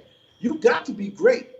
I'm not saying you're great for doing this, but if you have free rent, free land, free labor, how can you fail? So why are we looking at them as though they're great when they got there off of our backs, right? So this branding, oh, I got to get the brand new this and the brand new that. Reject it. Why can't we wear our own names? Why can't we honor those who are the creative forces in our world, our black world, that this is the height and the epitome? Why can't IjahStars be like, you are international media, but their system will never acknowledge it. And too many of us are so damn brainwashed, they won't go on and support you. And when you have your YouTube videos, watch the ads, let you get some money, donate to you, because you're bringing on good people. But we sit there and watch CNN and BBC and people who don't even give a damn about us telling us about our world. What about the people like yourself and myself who will take a video camera and talk to the people in the streets and tell you what's happening without any hidden agenda or secret motivation? True. Where it's just commercial. Besides what the news is when it comes to these oppressive companies, these Caucasians and these Zionists who control that. And we think that what they decide is what's important, but then we're getting shot down and killed and given atrazine to make our males turn into females, and these GMO foods that are not feeding us. And they put more of this stuff where in America we can't even find a watermelon that has seeds, food, good health care for us, for people who look like us, right? Teaching us the right way to come up. We send our kids, our children, to the enemy schools. We got everything messed up, and we need healing. For us to survive, we're going to have a total detachment from the system. And just because we have some who wear nice clothes and have nice titles and they have nice programs, they're leading you to slaughter. Leading you to slaughter right before you go to Black Friday and buy another TV set. Reality. A lot of people would say that people like, how we think today. Zane, a lot of people will say, boy, we preaching it, and we're not positive, and all the derogatory type of slurs, just because we're here trying to uplift our community, because we see the position that we are in as a people, and we know that someone who put we through the position where we find ourselves in and now would never free us or make we have anything better. My question is, the whole saying of waiting for white man to repatriate black people back to Africa, how feasibly you see that? How you see that? Like I said, Memorandum 46 goes against this. And I think it's psychological games and tricks that when those who are knowledgeable tell us, go back to Africa, it's because they didn't want us to go back. Because who's going to take care of their children? Who's going to cut their lawn? Who's going to have the expertise to build their homes? Who's going to teach them about farming? See, they can't do anything on their own unless they take it from the natives and the people who are there. They've taken everything. They've contributed nothing except death, domination, and destruction. They need us. They want to keep us blind.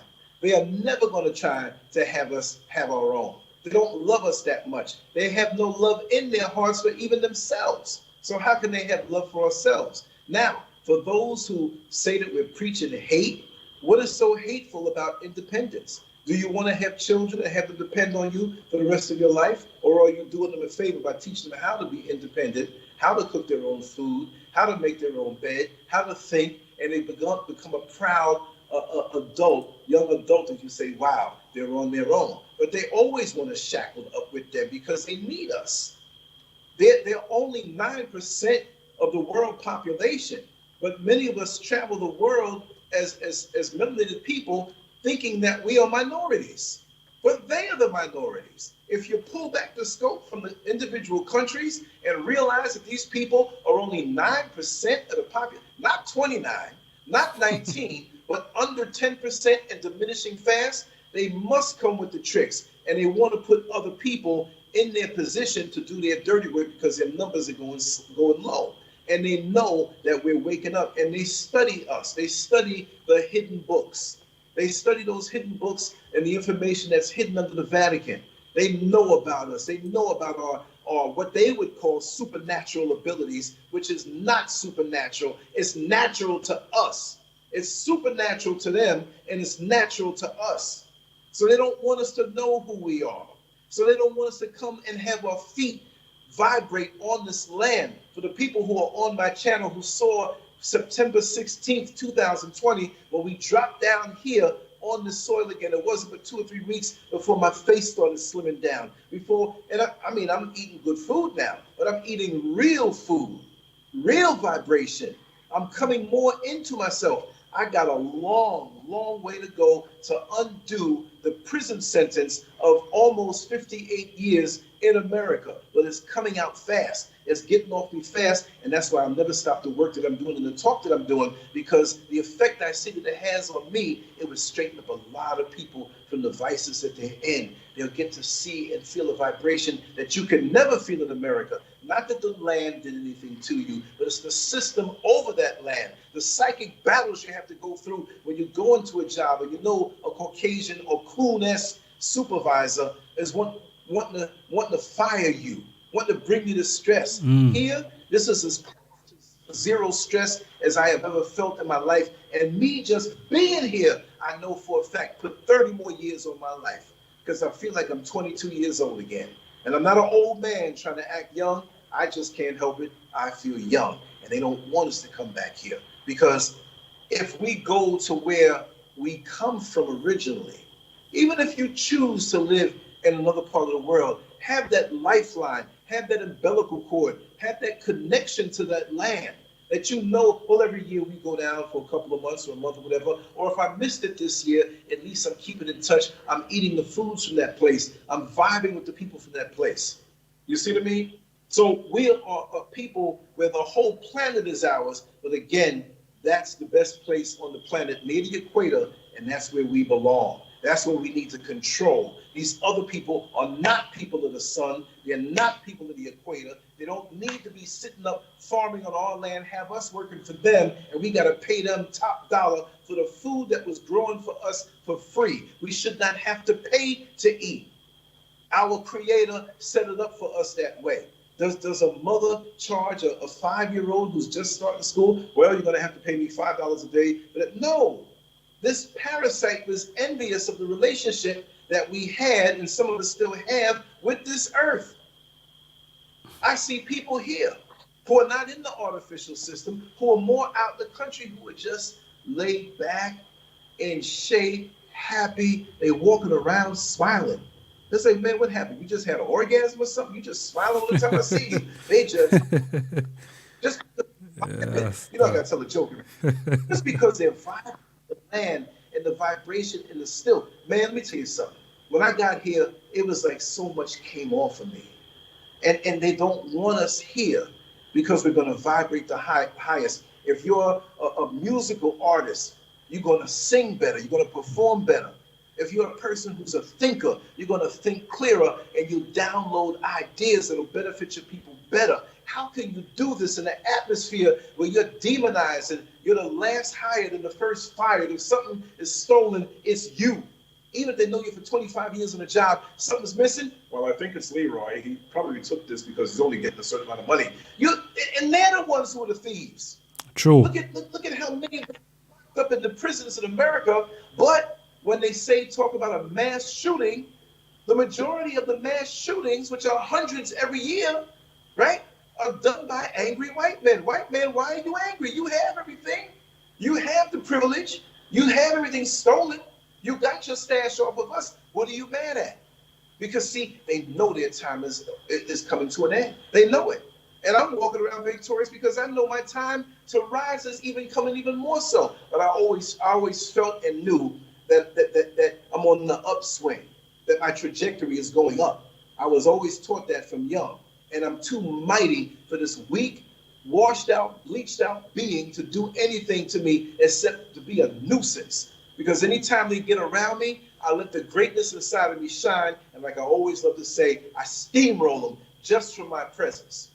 Just from me coming into the room, just like Brother Kwaku has said on many other shows, that you can look at these people and you know what's in their heart. Well, when I come into the room with them, they know not to play. I don't walk around with a chip on my shoulder. I just walk around being my own natural black self, and that's enough to run them. Like a fire in a barrel runs the mosquitoes. The citronella runs the mosquitoes. You exude who you are. To do that, you need to know who you are. Go ahead, brother. My question to the eye, because a lot of people see Bob Marley out there, and Bob Marley is a big brand, you know, different from a musician. Is a big brand.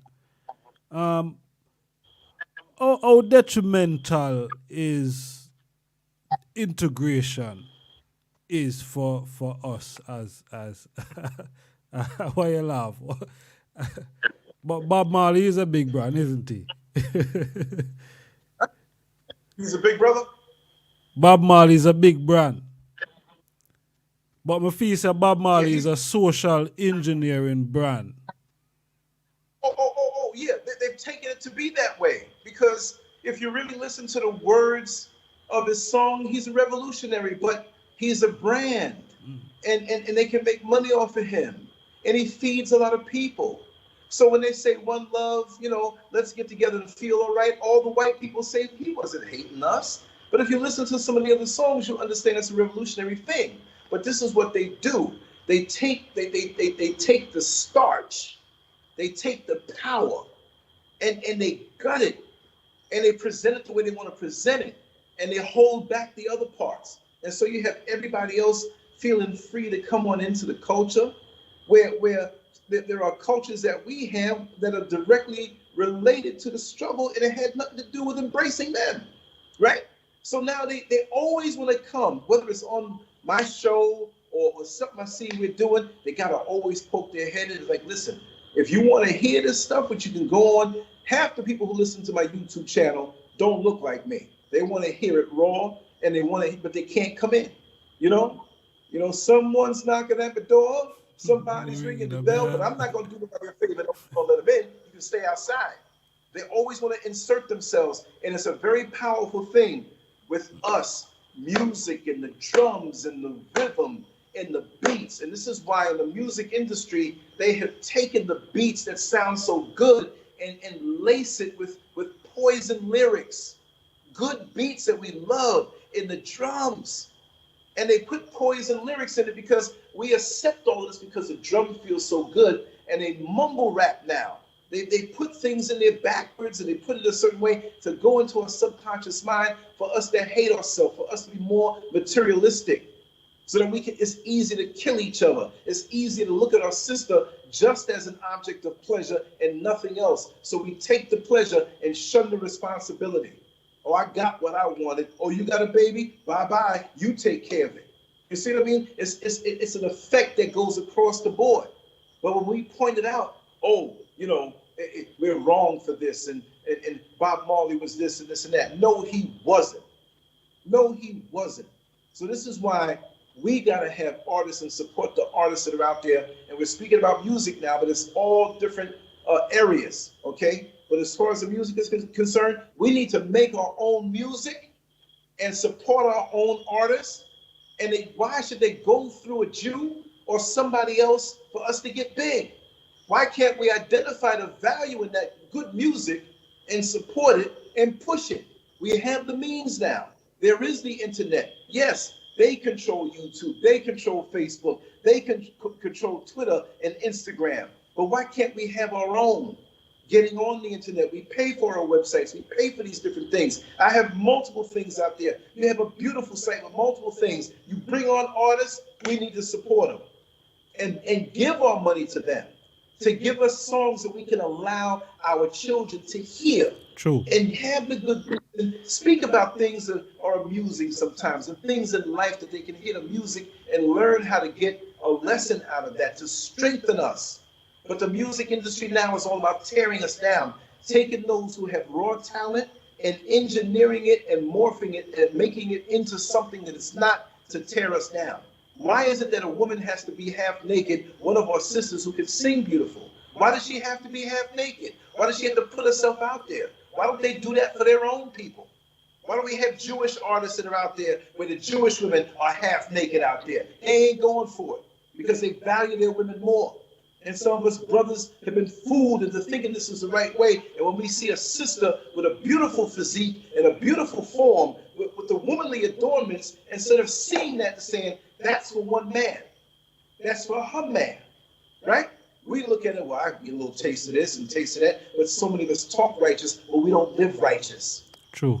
There was a young lady who worked in the hotel when I came down here last year to Ghana to visit, and she's pregnant now. She doesn't speak English super duper good, but she speaks enough of it. She came by to say hi to us. I said, let me walk you to where the Trochos are, where the vans are, about 2 miles up the road. And so I walked her up, and one guy who was kind of slick, you know, these guys here, they don't talk that much. One guy said, was that your baby? I said, you know what, yeah, it is. Because that's my sister. And what's in her womb is my responsibility, even though I wasn't the one to put the seed in there. Yes, it is. And what about it? And for you to ask me that question tells me your mindset. And yes, I did the right thing by her. I blessed her a little bit and let her go on up the road for no motivation, just for the love of it. You put that good energy out there and it will come back. And we as men have got to do for our sisters, even when they don't know who they are. They don't know the power of their womanhood to create a nation, to create the new world, to roll in the next generations. And it's so precious. Without our women, we'll die. And so this is why with these lyrics, what do? They have our women on the bottom of the totem pole. Just objects of pleasure who are trying to outdo each other in the speaking of the filth that they can do, which is not filth within a righteous union. Anything you do to express your love on those levels between two adults who are committed to each other, it's a beautiful thing. When you take our sisters and strip away their sanctity of the womanhood and strip away all the good, that they are mothers that children look up to, that they're bringing in the new generation, and strip that down, and you use the music to do that, that's damn demon music. And we don't need to support it. We don't need to buy it. We don't need to download it for free. We need to get our own beats, our own stuff, and like you have enough people that come on your show, brother, that we need to support, that are all about it. And I know you wouldn't have anybody on here just getting up to perform or you supporting their music. And yes, our sisters can be sexy. Our sisters are beautiful. And you can enjoy the beauty of their physicality, but not in a lustful way. You see, wow, the Creator made women in a great way. I'm not trying to get with her, trying to lay down with her, but she's beautiful, but not in a way to exploit, right? And we know adult stuff. We understand, and we know how to take it. But letting our children see all this stuff and we say one thing out of our mouth, and we play music that says something else, and guess who's going to win? So the music industry, no good. They've hijacked, in my mind, they're not going to push Bob Marley as a revolutionary. In any documentary they put out there, they want to water you down. They're not going to show Muhammad Ali to be a person who spoke out against certain things back in those days. They want to water it down. And like I always say, Muhammad Ali, when they portray him in a movie, say 400 years from now, he's going to be a white man with blonde hair. You know what I mean? And they'll take all that out. They don't want us to be for our people and influence our people in a strong way to go the right way. Call it hate if you want. I call it intense love, right? If I come home and I have a young daughter underage, right? And there's some man, pedophile, raping her. I love her so much, I'm going to wipe that man off the face of this earth. He'll never see another day of sunlight. He'll never inhale again. I'll wipe him off the face of this earth, and I wouldn't miss a beat. Feed him to the alligators and the crocodile. Come on home and have a good dinner, go to bed. That's how much I love my child. That's how much I love any child. That's how much I love any of my sisters, and that's how much I should love my brothers. One for all and all for one. Yes, I. They've taken us that. If you short some cash, I got you. If you gotta go somewhere and you late and I'm driving, I'm hanging out, no, I'm not hanging out no more. I got you. If you're somewhere and you ain't got nowhere to live, I had mosquitoes bite you and give you malaria, you can come on in here. But now, I have to vet you. You understand? As much as I love you, you better show me back the love and respect. Granted, because we have a lot of hotep hustlers out here on the internet and the world. Don't mean you're supposed to just give everything away, you know? So when we get back to that way of thinking, and we get back to correcting what's wrong in our community, whether it be what they teach in the school, whether it be the music that's played on these radio stations, shut the radio stations down. We're calling you out for that. Who told you to play that music like that? We don't want to hear that crap. We want to hear what IjahStars puts out and the guests that he has on. If you can play that kind of stuff and have something righteous, yes. You're not going to get it from me. Oh, you want to play commercials on this particular station?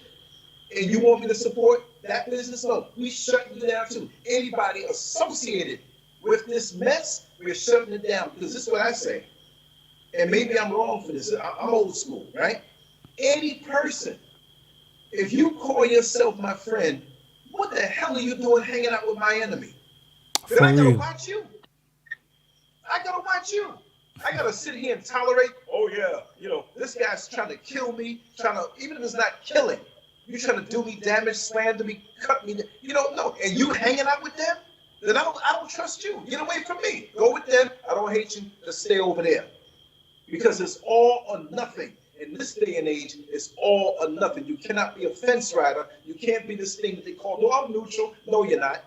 You negative in drag. You're like a man in a dress trying to pass yourself off like a woman.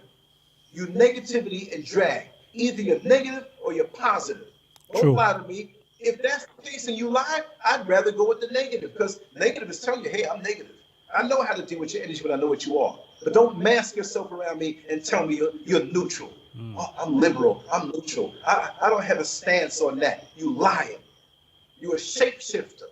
And you're not really about it. If you're really about it, you're not going to be afraid to open your mouth and tell the world how you stand, even when it's not popular. All of these engineered revolutionaries they propping up, who got a federal clearance and they sound good. These people have lost their mind. Black folks have lost their mind. They listening to the wrong stuff. They eating the wrong stuff. They laying up with the wrong stuff. Procreating. Now they got a term called biracial. Biracial? It was mulatto before. One drop of black blood and you were an NIGGER. Right? Now we're biracial. White folks will engineer anything to keep their numbers up. How is it that black folks are 13% of the population all these decades ago, and all the procreating and all the late night calisthenics in the bedroom happening, and we still 13%? And all of a sudden there's a term that I never heard before called Latino?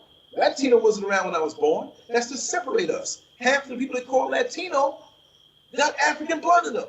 Divide and conquer.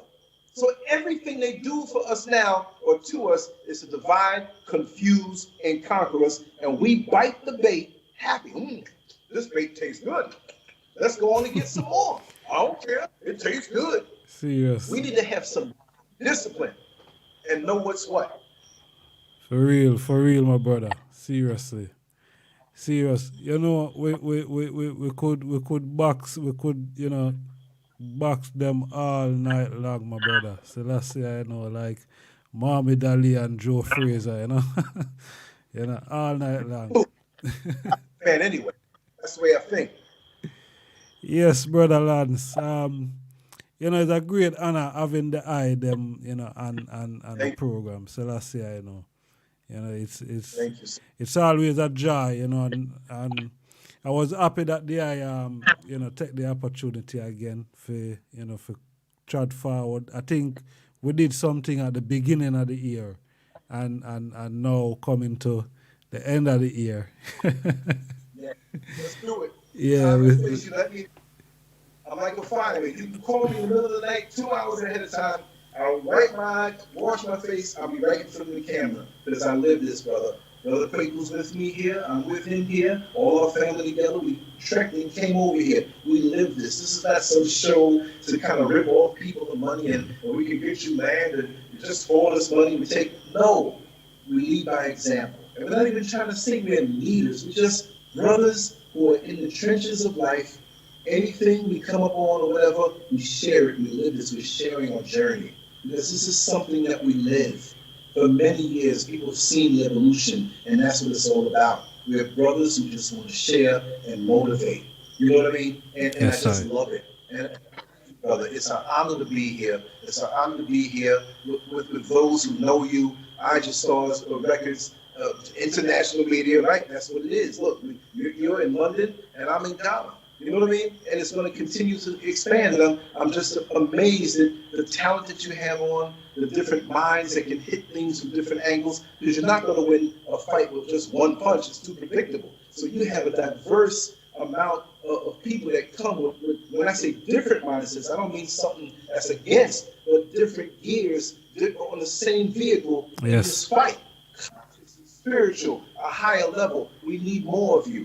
And like I said, beginning of the year, you just call me and say, hey, Lance, my time is your time because this is what I'm all about. This is what my whole family and those of us at Lance Scurv and the Lance Scurv Show, which we're all family, we're your cousins, right? Yes, sir. This is what I. we're all about. And I want to promote you and push you more. I want you to come on so I can interview you and talk to you and pick your brains. Yeah, man, we're ready. And I promise much. We're ready any day, every day. You know what I mean? I would love to be in Ghana when that's happening still. You know what I mean? Live there in Ghana. You know, we're not gonna let anything out the bag still, but we did something earlier in the year in August for the deaf and blind school in Cape Coast, Ghana. We did a charity event and we raise a bit of money.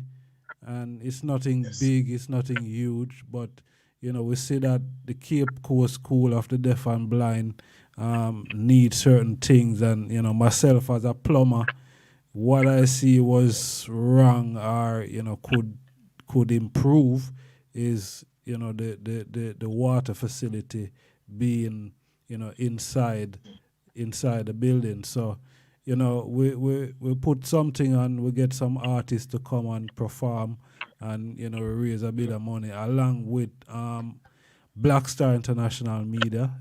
They were the one that powered the whole virtual event. So, big up also to Blackstar. But we did that for the Deaf and Blind School, and hopefully sometime next year, we can come and help out as a plumber to get the water inside the school there in Ghana. So that's the plan, There's a person who's been in construction for many decades, Brother Kwaku, excellent, never had a complaint on his work, and he is a true perfectionist and he does perfect work. All of our resources, whatever I can bring along with my big mouth to bring some attention to it, I'm here for you, brother. So let us know, and we know we keep things under the cover. And I always keep my mouth shut until it's time to open up, but I'll play it any way you say it. You have my full resources, brother. And I'm not just saying that as just far as talking is concerned, but we'll be there. And if the cat's out the bag that we're building our home right now, most people on my channel know that. And Cape Coast is not where we are, right? But our doors are open to you, man. We have extra room for you and your immediate family and stuff like that. I'm gonna take the place not even built yet, but we're gonna have a studio. The basement's gonna be a huge studio. I want you there, even if it's just for a night or two or whatever, because I know if we do something like that, it's gonna require you to be in Cape Coast. But to broadcast the show and the way I'm gonna hook it up, it's gonna be, man, it's gonna be something. Yes, so sir. to christen it, brother, there, to broadcast from there. We're creating history now. I know we have to go, but you have to understand that we're creating history. You're creating history. This is the time, those of us who have forged forward to create this content, to bring people together, we're going to look back and see that this is the golden era. Just like they look back in the early 80s, late 70s, the golden era of hip hop. The people who did it for the love of it, without any competition and killing, they loved it. And then it moved to something else when the corporate entities came over. It was a love, like you do this because of the love of your people, and I do this because of the love of my people. I got to righteously love you, brother, if we both love the same thing. If we both got the same mama and the same daddy as far as our ideology and our love for the people, how can we be at war? How can we be at war? I got to love you. You got to love Brother Kwaku. Unconditionally. You got to love us. You know? But I know I'm talking, we're going to wrap it down and stuff like that. But I just say, man, that it's always an honor to be here. And I want to come on more, you know. I want you to come my way more. We're going to plan that. And again, I love the way that you have elevated your platform even more. So the beautiful graphics and the presentation, this is what it's all about. This is anything I come you with, I'll hold no secrets back from you. I don't tell everybody everything because every brother ain't a brother, every sister ain't a sister. But you, I know the spirit, brother. Yes, sir. Give thanks, my brother.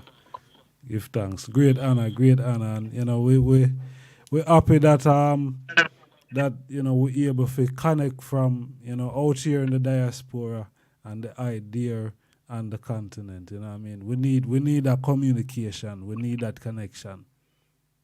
So give thanks again, my brother. More love and strength to the I and the rest of the family. Bless up brother Kwaku and his family also. You know what I mean? Manners and respect to everyone. There's a lot of people from your side that is here in the chat room, and whole ones. I just wanna thank the item for taking the time. It's been a great honor having the item on board. And brother Lance, bless up yourself. Continue to take care of yourself until I see you in the flesh, because we are forward to see you in the flesh. Keep up the fight, brother. Yes, I. Yes, definitely. Like Muhammad Ali, man. Yes, I. Take care of yourself, my brother. Yes. Peace and love. Yes. Peace out. Okay. Thank you. Yes, I. Yes, I. Yes, my people. Dear the item have it. Yes, I. Yes, I. Yes, brother Lance and brother Kwaku. Wow. Wow. Powerful, powerful, powerful, powerful. I want to thank everyone who took the time out today. Manners and respect. And this program was powered by Blackstar International Media over there in Houston, Texas. Zane. So peace and love. Give thanks to everyone that have shared the channel and who have subscribed to the channel. Zane, good for you have the item on board. And you don't know, it's always positive vibes we have here. Nothing but positivity. Nothing but uplifting ourselves as a people. Zane, so I want to say manners and respect again. This is all I've got time for today. Check me out next strong. Next strong, we have our international recording artist live with we, Zane. And just like all the items, see brother Lance Scurv and brother Kwaku today, I saw the item I go see our international recording artist that we have live with us next strong. Zane, yes. So look out for that. We have Iba Mar. Yeah, let me just make you know. We have Iba Mar live on the program next Wednesday. Zane. So until such time, I want to say manners and respect, peace and love. Zane, Rastafari. Blessed. Mindset. Make sure.